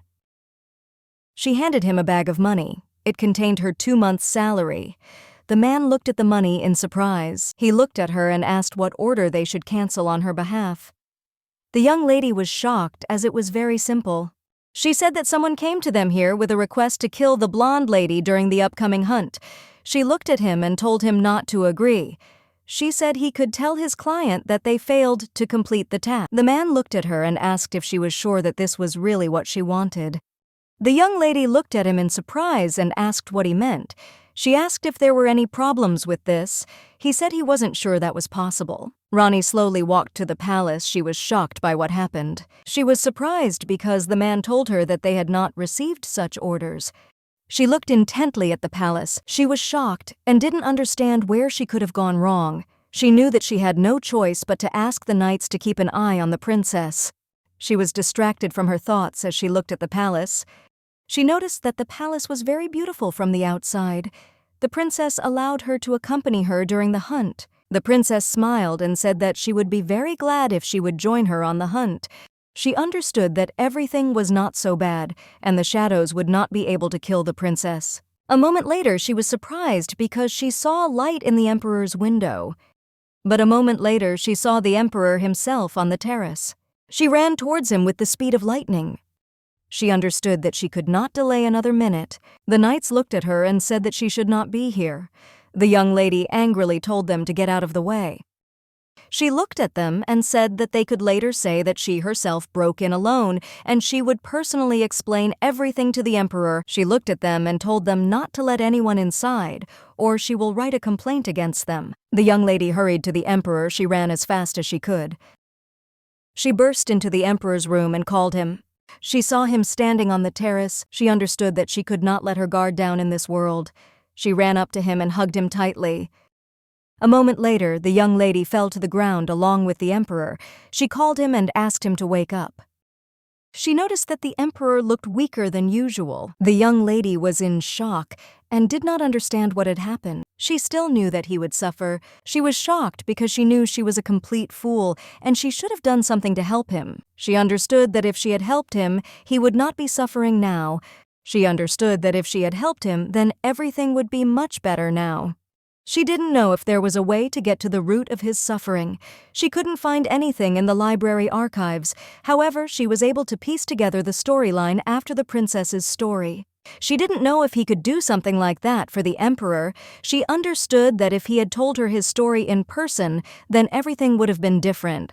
The young lady looked at the door in surprise, but later she looked at the emperor and asked what was happening in his nightmares. She wondered if there was a way to take away or overcome his trauma. She wondered if there was more to you in his nightmares than what she already knew. She sighed heavily as she did not expect an answer from him now. She hoped that there was someone who had been in the palace long enough to know the answers to her questions. She had no longer had the ability to give him temporary treatment. She hoped that maybe there would be someone who could help him. She wanted to learn more about his illness and find the person who could help him. She sat and thought about everything. At the same time, she made notes. She remembered the Duke's words, who said that the emperor went through a lot in his youth, but he also put a lot of effort into making the empire powerful. The young lady looked at her maid and asked if she could send a letter to the Duke as soon as possible. Mevin looked at her and said with a smile that it must be an urgent matter and she will do everything immediately. She looked at her and asked if she had worked there before. Ronnie smiled and told her friend that she had a great memory. She said she could get ready on her own today. The maid of honor smiled and said that all she did was speak well of the Duke. Mevin looked at the young lady and told her to make sure she didn't forget anything while she wasn't around. The young lady was puzzled. She wondered how His Majesty was feeling today. She was sure he had heard about what happened last night. She wondered if he was even alive. She heard the scent of perfume the minute she opened the door. The young people greeted the emperor. Ronnie looked at the lord and asked why he came at all, since she told him to sleep. He told her that this would only be possible if she took care of the imperial finances on his behalf. She said she thought when he was busy he needed to cut down on his sleep. The Lord looked at her and said with a smirk that she was cold. The Lord looked at all the documents with puzzlement and asked if the work would ever end. Rani understood him perfectly. Rani looked closely at the Emperor. She understood that he seemed to be in a bad mood again. The young lady understood that she should immediately begin her work. A moment later, she was lying on the table as she was very tired from all the work. She knew she couldn't stand it any longer and needed a break. She looked at the documents and said that there was an error with the supplies for the quarter. She looked at the Lord and noticed that he seemed to have lost consciousness. My lady glared at the Emperor. She knew that he always tapped his finger on the table when he had a headache. The young lady looked at the Emperor in surprise as she realized that he was feeling bad now. She came closer to him. He looked at her in surprise and asked what happened. Rani looked at the Emperor and said with a smile that today was not the height of the banquet. The Emperor looked at her in surprise. She looked at him and asked permission to be useful to him. The Emperor looked at her intently and in surprise. The young lady noticed that the Emperor did not mind her proposal. She asked him to get well soon. She thought that soon even the color would return to his face. A moment later, they heard a knock on the door. The butlers came to them and asked forgiveness for disturbing them. He said he came to deliver an urgent message. Rani looked at him and asked if it was for His Majesty. The butler looked at the young lady and said that he brought this message for the secretary from the Duke. Rani was surprised that the Duke answered her so quickly. The Duke wrote to her that he could find time for her today. He asked me to tell him when she could come to him. You are surprised since his name was not that close, but he was able. The Emperor looked at the butler and said that if it were urgent, the Duke would have sent a messenger. The operator said that if he wanted a response by mail, he should have waited until their workday was over. He told Butler that he should have known better. The butler looked at the Emperor and asked for forgiveness. He said that he thought it would be urgent to inform Ronaldina about this. He said that he didn't want to disturb them at all, but he thought it was Ronaldina was shocked as his answer came earlier than she expected. She hoped that today she could be free early and pay the Duke a visit. She wanted to figure everything out quickly. She was riding in a carriage. The young lady was very pleased with the views from the window. It had been a long time since she last enjoyed this beautiful. She hoped it wouldn't be too rude for her to come the same day she received the letter. The young lady heard the man say that they had already arrived at the place. As soon as she got out of the carriage, he called her. The young lady was surprised. She did not expect to be greeted so quickly and warmly. Moreover, the Duke himself came out to meet her. She felt very pleased and warm in her heart. The young people greeted her with a smile and told her to quickly come to them. They were glad that she came to them. They looked at her and asked if she should be back before dark. They said they had prepared tea in advance. Ronaldina looked at Geraldo, and with a smile she said that they had not seen each other, and she also asked how he was doing. The young man smiled and said that he was fine. The Duke looked at her and said with a smile that she must be here on a very important matter. He knew she wasn't one to rush. She looked at him and asked if he could tell. The Duke looked at her and asked with a smile, what happened? He said that she could calmly ask him whatever she wanted, and he would tell her everything. The young lady looked at him and said that she had some questions that only he could answer. She said she wasn't sure, son, what she should start with. She looked at him and said that he used to say that he worked in the royal palace when their empire was still a kingdom. The Duke looked at her and said that it was so, but he left of his own free will. The Duke looked at her and thought he said that looking at His Majesty, he now regrets his actions. The young lady was surprised. She looked at him and asked if he could tell him what happened in the palace during his stay there and what His Majesty went through. The Duke looked at her and said, puzzled that this was a very complicated story. The Duke said that he had never seen a man who suffered so much as His Majesty. Avernus became an empire thanks to the great emperor. But 30 years ago they were an ordinary small kingdom. The Duke said he was unaware of the problems until he succeeded his father and began working at the royal palace. The Queen was furious. She screamed at her husband because she did not understand how he could cheat on her with another. She looked at him and asked if he didn't feel sorry for his own child. The king looked at her and said that this was not what she thought. The Queen said angrily that everyone was gossiping about it. It is said that the king has no concubine, but he also does not respect his queen. She was furious and screamed at him not to rummage through the royal funds. She begged him to be careful. The greater king was only interested in satisfying his own personal interests. The situation worsened after the birth of the crown prince. Every day, the queen burst into bitter tears in front of her son. The king drowned in alcohol and women. The king stopped paying attention to his family. The queen in turn did not stop raising her son, but still every day he saw her tears.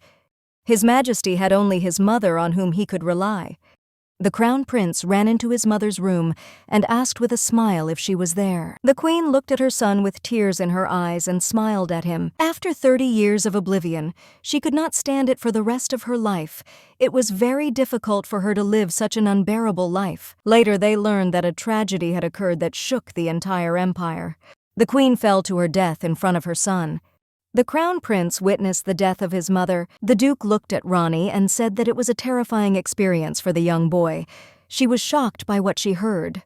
The duke said that the king in turn gradually went crazy and blamed his little son for the death of his wife. The king constantly shouted at his son. He said that it was all because of him. The king told his son that the queen was weak to give birth to him, and it was all his fault. The duke said that at that point he left the palace to start a new life as a businessman. The duke said the king later continued to verbally abuse his own son. He said that he was sure that the king did this for tea to alleviate his guilt. His Majesty ascended to the throne after his father drank himself to death, and he had to fight tooth and nail to defend the throne. There were forces that tried to influence the emperor for their own benefit. The duke said that still he could not give up everything to go over, so after everything, the emperor was left completely alone and took care of himself. The emperor was completely alone, and the young lady noticed that the imperial palace looked melancholy at night. She remembered the last time she saw the emperor on the terrace. She looked at the terrace and saw that there was no one there.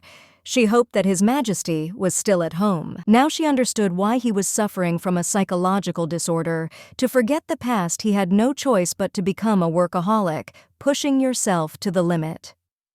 It was the only way to forget about the pain and fear. She began to remember some details from the novel. The Duke's hearing seems to have provoked this. She noticed that the light was burning brightly in His Majesty's office. She brought up that he was working to forget himself, for physical labor will improve mental pain. And even despite his traumatic past, he never stopped working.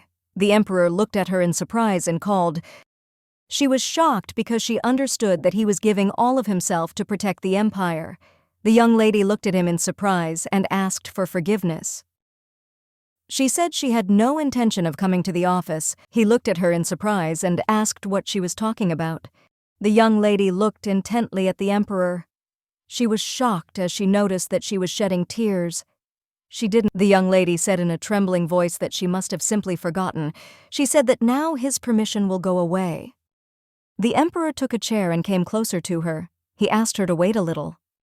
Ronaldina knew that she could not help the emperor. Ronaldina remembered excerpts from the novel. A picture appeared before her eyes. The beautiful princess looks at the emperor with a smile on her face and asks how he is feeling. At the same time, she called him by name. The emperor also answered her with a smile that he was much. A moment later, the emperor came closer to her and gently hugged her shoulders. He looked at her and asked if she was okay. The young lady was surprised. She turned around and saw the emperor in front of her smiling and saying that without her he would go crazy. He told her that he felt the truth could breathe. She was shocked because she raised little that it was all pretense. She knew it might take a while, but he would eventually fall in love with someone else. Ronaldina knew that only the princess could heal him from his mental trauma. The emperor looked at her and asked her to wait a little. The young lady asked his forgiveness in a trembling voice and said that she needed some time. The emperor looked at her in surprise. The young lady continued to cry, but the emperor in turn did not let her go and gently held her shoulders. She was very surprised because she realized that the emperor wanted to console her. After a while, she stopped crying, but she still felt very embarrassed for crying in front of him. The young lady looked sideways at the emperor and said that she did not want to disturb him at all. She said she had to go now. The emperor looked at her and said that she now looked as if she had problems with her balance. He looked at her and tenderly asked if she would like to sit down. The young lady looked at the emperor in surprise. She was surprised because she didn't expect him to say something like that. The emperor returned and said that he did not mind. A moment later, the emperor sat down at the table and began to look at the documents. The young lady was surprised that he returned to his work again. The emperor looked at her and asked what she had decided. She looked at him and softly said that she would sit down now. A moment after the young lady sat down at the table, the emperor stood up. She was surprised and did not understand what he was going to do. She thought he would sit next to her. The emperor slowly brewed tea and poured it into cups. She looked at him and said softly that she could make the tea herself. The emperor looked at her and said with a smile that the tea was ready. The young lady was surprised, as she did not expect the emperor to do something like this. They sat in complete silence for some time. The young lady looked at him and said that she thought she should go already. The emperor looked at the documents in surprise. Rani looked closely at the emperor. She saw his puzzled face. She thought that most likely he had a headache again. Rani came closer to him and took his hand. The emperor looked at her in surprise and said that sometimes she forgets that he is the emperor of their empire. She looked at him and said with a smile that he had already given her permission before. The young lady looked at the emperor and asked if he was hallucinating again. She smiled softly and said that she knew it was helping us time, so she asked him to bear with her for a little while. She looked at him and said that he had problems with his circulation. The emperor was surprised. She said his hands were cold, and she thought he should stop sitting at a desk all day and he needs to exercise periodically. Rani looked at him and told him that he should eat normally. The young lady looked at the emperor and asked if he was listening to her. The emperor said that he was not deaf. She smiled and said that he should look at others when they were having a conversation.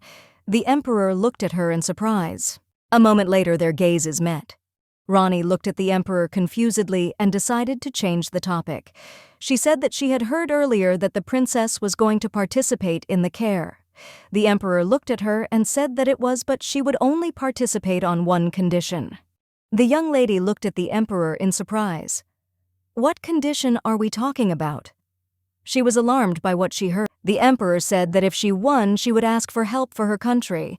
The emperor said that this would not happen anytime soon, but still the young lady was skeptical about the emperor's words, because she knew that the princess had been practicing ball control from an early age. The emperor said that he would win. The young lady knew that His Majesty's hunting skill was second. The young lady looked at the emperor and asked if he could take part in the nursing festival which was held in the imperial palace. The emperor looked at her and asked who cared. He said with a grin that he created these rules, and he started a hunting festival so that he would have a reason to go somewhere. The emperor looked intently at his hand. The young lady understood that this was so, since it was very difficult for the emperor to get out somewhere due to his. This not only shows the world how he is doing, but also provides food for the people of the empire, and it also gives him a little room to breathe. But still, she was very sorry for the emperor that he could not just walk in peace. She looked at him and asked with a smile if he wanted to freshen up a little. The emperor looked at her in surprise, holding her hand. A moment later, he asked what she meant. She looked at him and said with a smile that it was late, but they had some moonlight. She held his hand tenderly. The emperor fixed his gaze on the documents. He was surprised by this proposal. A moment later, he looked at his companion and asked her to wait a little. The emperor said that he did not want to go out because he could not do it, and she knows perfectly why. The lady looked at the emperor and softly asked if he still heard voices in his head. She asked him if he still saw the dark shadows that blurred in front of him. She smiled and said that he said earlier that shadows, hallucinations, and pain all disappear when she holds his hand. She smiled and said that's why he could just follow her. Some time later, they were walking leisurely on the street. The emperor was puzzled, as he had not seen his companion so close to him for a long time. The young lady noticed that the emperor hardly spoke. She knew that he seemed to be enjoying the wonderful silence now. She was very happy and pleased that he was comfortable. The young lady was glad that he could give him some peace and quiet. She was very glad that they were able to go outside. She was happy that she could just give him a little. The young lady was in shock and did not understand what had happened. She still knew that he would suffer. She was shocked because she knew she was a complete fool and she should have done something to help him. She understood that if she had helped him, he would not be suffering now. She understood that if she had helped him, then everything would be much better now. She didn't know if there was a way to get to the root of his suffering. She couldn't find anything in the library archives. However, she was able to piece together the storyline after the princess's story. She didn't know if he could do something like that for the emperor. She understood that if he had told her his story in person, then everything would have been different. The young lady looked at the door in surprise, but later she looked at the emperor and asked what was happening in his nightmares. She wondered if there was a way to take away or overcome his trauma. She wondered if there was more to you in his nightmares than what she already knew. She sighed heavily as she did not expect an answer from him now. She hoped that there was someone who had been in the palace long enough to know the answers to her questions. She had no longer had the ability to give him temporary treatment. She hoped that maybe there would be someone who could help him. She wanted to learn more about his illness and find the person who could help him. She sat and thought about everything. At the same time, she made notes. She remembered the Duke's words, who said that the emperor went through a lot in his youth, but he also put a lot of effort into making the empire powerful. The young lady looked at her maid and asked if she could send a letter to the Duke as soon as possible. Mevin looked at her and said with a smile that it must be an urgent matter, and she will do everything immediately. She looked at her and asked if she had worked there before. Rani smiled and told her friend that she had a great memory. She said she could get ready on her own today. The maid of honor smiled and said that all she did was speak well of the Duke. Mevin looked at the young lady and told her to make sure she didn't forget anything while she wasn't around. The young lady was puzzled. She wondered how His Majesty was feeling today. She was sure he had heard about what happened last night. She wondered if he was even alive. She heard the scent of perfume the minute she opened the door. The young people greeted the emperor. Rani looked at the lord and asked why he came at all, since she told him to sleep. He told her that this would only be possible if she took care of the imperial finances on his behalf. She said she thought when he was busy he needed to cut down on his sleep. The lord looked at her and said with a smirk that she was cold. The lord looked at all the documents with puzzlement and asked if the work would ever end. Rani understood him perfectly. Rani looked closely at the emperor. She understood that he seemed to be in a bad mood again. The young lady understood that she should immediately begin her work. A moment later, she was lying on the table as she was very tired from all the work. She knew she couldn't stand it any longer and needed a break. She looked at the documents and said that there was an error with the supplies for the quarter. She looked at the lord and noticed that he seemed to have lost consciousness. My lady glared at the emperor. She knew that he always tapped his finger on the table when he had a headache. The young lady looked at the emperor in surprise as she realized that he was feeling bad now. She came closer to him. He looked at her in surprise and asked what happened. Rani looked at the emperor and said with a smile that today was not the height of the banquet. The emperor looked at her in surprise. She looked at him and asked permission to be useful to him. The emperor looked at her intently and in surprise. The young lady noticed that the emperor did not mind her proposal. She asked him to get well soon. She thought that soon even the color would return to his face. A moment later, they heard a knock on the door. The butlers came to them and asked forgiveness for disturbing them. He said he came to deliver an urgent message. Rani looked at him and asked if it was for His Majesty. The butler looked at the young lady and said that he brought this message for the secretary from the Duke. Rani was surprised that the Duke answered her so quickly. The Duke wrote to her that he could find time for her today. He asked me to tell him when she could come to him. You are surprised since his name was not that close, but he was able. The emperor looked at the butler and said that if it were urgent, the Duke would have sent a messenger. The operator said that if he wanted a response by mail, he should have waited until their workday was over. He told Butler that he should have known better. The butler looked at the emperor and asked for forgiveness. He said that he thought it would be urgent to inform Ronaldina about this. He said that he didn't want to disturb them at all, but he thought it was Ronaldina was shocked as his answer came earlier than she expected. She hoped that today she could be free early and pay the Duke a visit. She wanted to figure everything out quickly. She was riding in a carriage. The young lady was very pleased with the views from the window. It had been a long time since she last enjoyed this beautiful. She hoped it wouldn't be too rude for her to come the same day she received the letter. The young lady heard the man say that they had already arrived at the place. As soon as she got out of the carriage, he called her. The young lady was surprised. She did not expect to be greeted so quickly and warmly. Moreover, the Duke himself came out to meet her. She felt very pleased and warm in her heart. The young people greeted her with a smile and told her to quickly come to them. They were glad that she came to them. They looked at her and asked if she should be back before dark. They said they had prepared tea in advance. Ronaldina looked at Geraldo, and with a smile she said that they had not seen each other, and she also asked how he was doing. The young man smiled and said that he was fine. The Duke looked at her and said with a smile that she must be here on a very important matter. He knew she wasn't one to rush. She looked at him and asked if he could tell.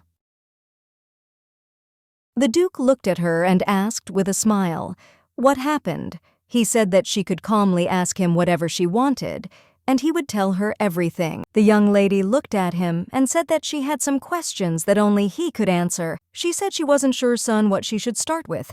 She looked at him and said that he used to say that he worked in the royal palace when their empire was still a kingdom.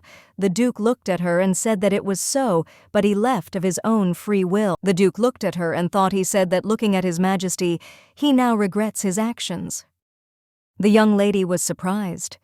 She looked at him and asked if he could tell him what happened in the palace during his stay there and what His Majesty went through. The Duke looked at her and said, puzzled, that this was a very complicated story. The Duke said that he had never seen a man who suffered so much as His Majesty. Avernus became an empire thanks to the great emperor. But 30 years ago they were an ordinary small kingdom. The Duke said he was unaware of the problems until he succeeded his father and began working at the royal palace. The Queen was furious. She screamed at her husband because she did not understand how he could cheat on her with another. She looked at him and asked if he didn't feel sorry for his own child. The king looked at her and said that this was not what she thought. The Queen said angrily that everyone was gossiping about it. It is said that the king has no concubine, but he also does not respect his queen. She was furious and screamed at him not to rummage through the royal funds. She begged him to be careful. The greater king was only interested in satisfying his own personal interests. The situation worsened after the birth of the crown prince. Every day, the queen burst into bitter tears in front of her son. The king drowned in alcohol and women. The king stopped paying attention to his family. The queen, in turn, did not stop raising her son, but still every day he saw her tears. His Majesty had only his mother on whom he could rely. The crown prince ran into his mother's room and asked with a smile if she was there. The queen looked at her son with tears in her eyes and smiled at him. After 30 years of oblivion, she could not stand it for the rest of her life. It was very difficult for her to live such an unbearable life. Later they learned that a tragedy had occurred that shook the entire empire.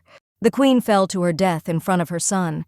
The crown prince witnessed the death of his mother. The Duke looked at Ronnie and said that it was a terrifying experience for the young boy. She was shocked by what she heard.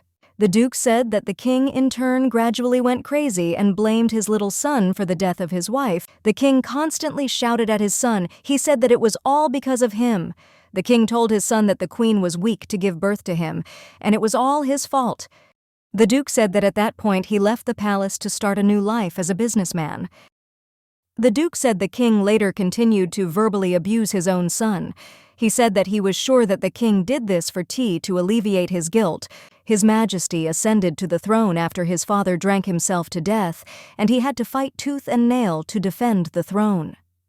There were forces that tried to influence the emperor for their own benefit. The Duke said that still he could not give up everything to go over. So after everything, the emperor was left completely alone and took care of himself. The emperor was completely alone, and the young lady noticed that the imperial palace looked melancholy at night. She remembered the last time she saw the emperor on the terrace. She looked at the terrace and saw that there was no one there. She hoped that His Majesty was still at home. Now she understood why he was suffering from a psychological disorder. To forget the past, he had no choice but to become a workaholic, pushing yourself to the limit. It was the only way to forget about the pain and fear. She began to remember some details from the novel. The Duke's hearing seems to have provoked this. She noticed that the light was burning brightly in His Majesty's office. She brought up that he was working to forget himself, for physical labor will improve mental pain. And even despite his traumatic past, he never stopped working. The Emperor looked at her in surprise and called. She was shocked because she understood that he was giving all of himself to protect the Empire. The young lady looked at him in surprise and asked for forgiveness. She said she had no intention of coming to the office. He looked at her in surprise and asked what she was talking about. The young lady looked intently at the Emperor. She was shocked as she noticed that she was shedding tears. She didn't. The young lady said in a trembling voice that she must have simply forgotten. She said that now his permission will go away. The Emperor took a chair and came closer to her. He asked her to wait a little. Ronaldina knew that she could not help the Emperor. Ronaldina remembered excerpts from the novel. A picture appeared before her eyes. The beautiful princess looks at the Emperor with a smile on her face and asks how he is feeling. At the same time, she called him by name. The Emperor also answered her with a smile that he was much. A moment later, the Emperor came closer to her and gently hugged her shoulders. He looked at her and asked if she was okay. The young lady was surprised. She turned around and saw the Emperor in front of her smiling and saying that without her he would go crazy. He told her that he felt the truth could breathe. She was shocked because she raised little that it was all pretense. She knew it might take a while, but he would eventually fall in love with someone else. Ronaldina knew that only the princess could heal him from his mental trauma. The Emperor looked at her and asked her to wait a little.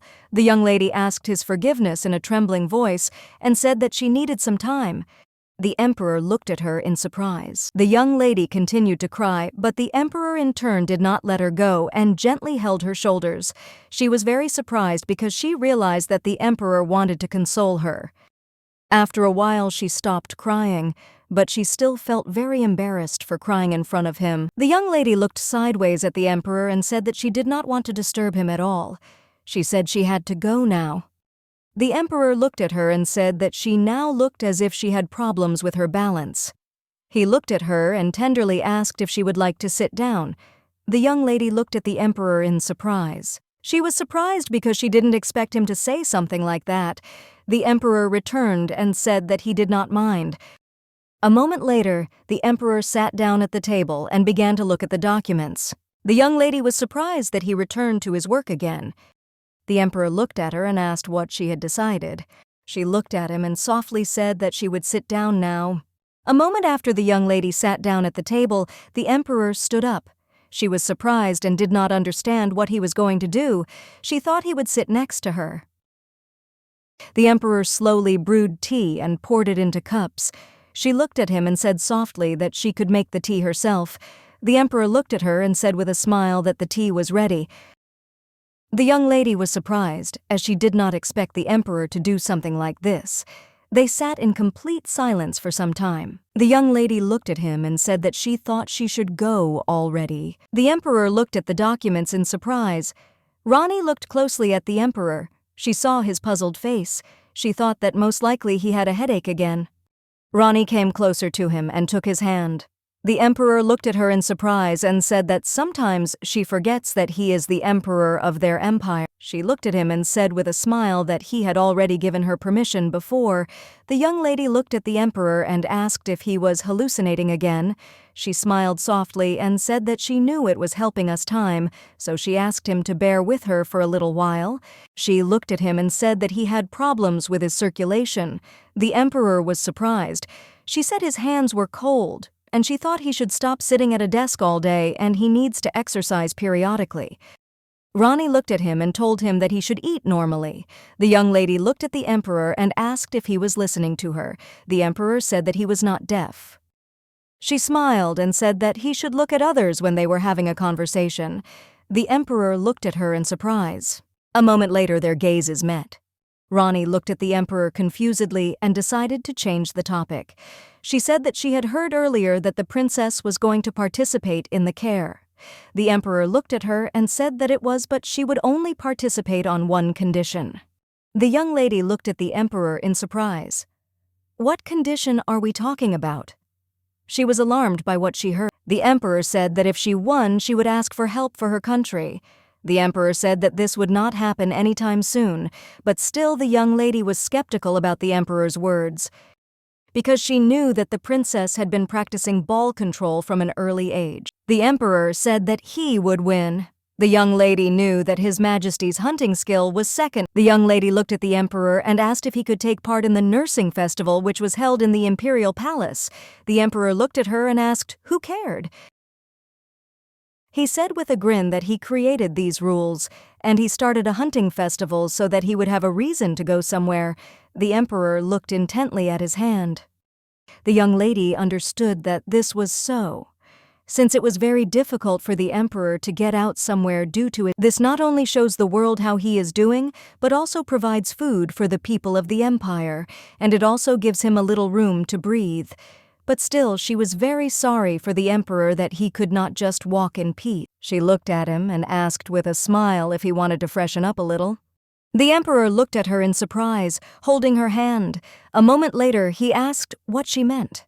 She looked at him and said with a smile that it was late, but they had some moonlight. She held his hand tenderly. The emperor fixed his gaze on the documents. He was surprised by this proposal. A moment later, he looked at his companion and asked her to wait a little.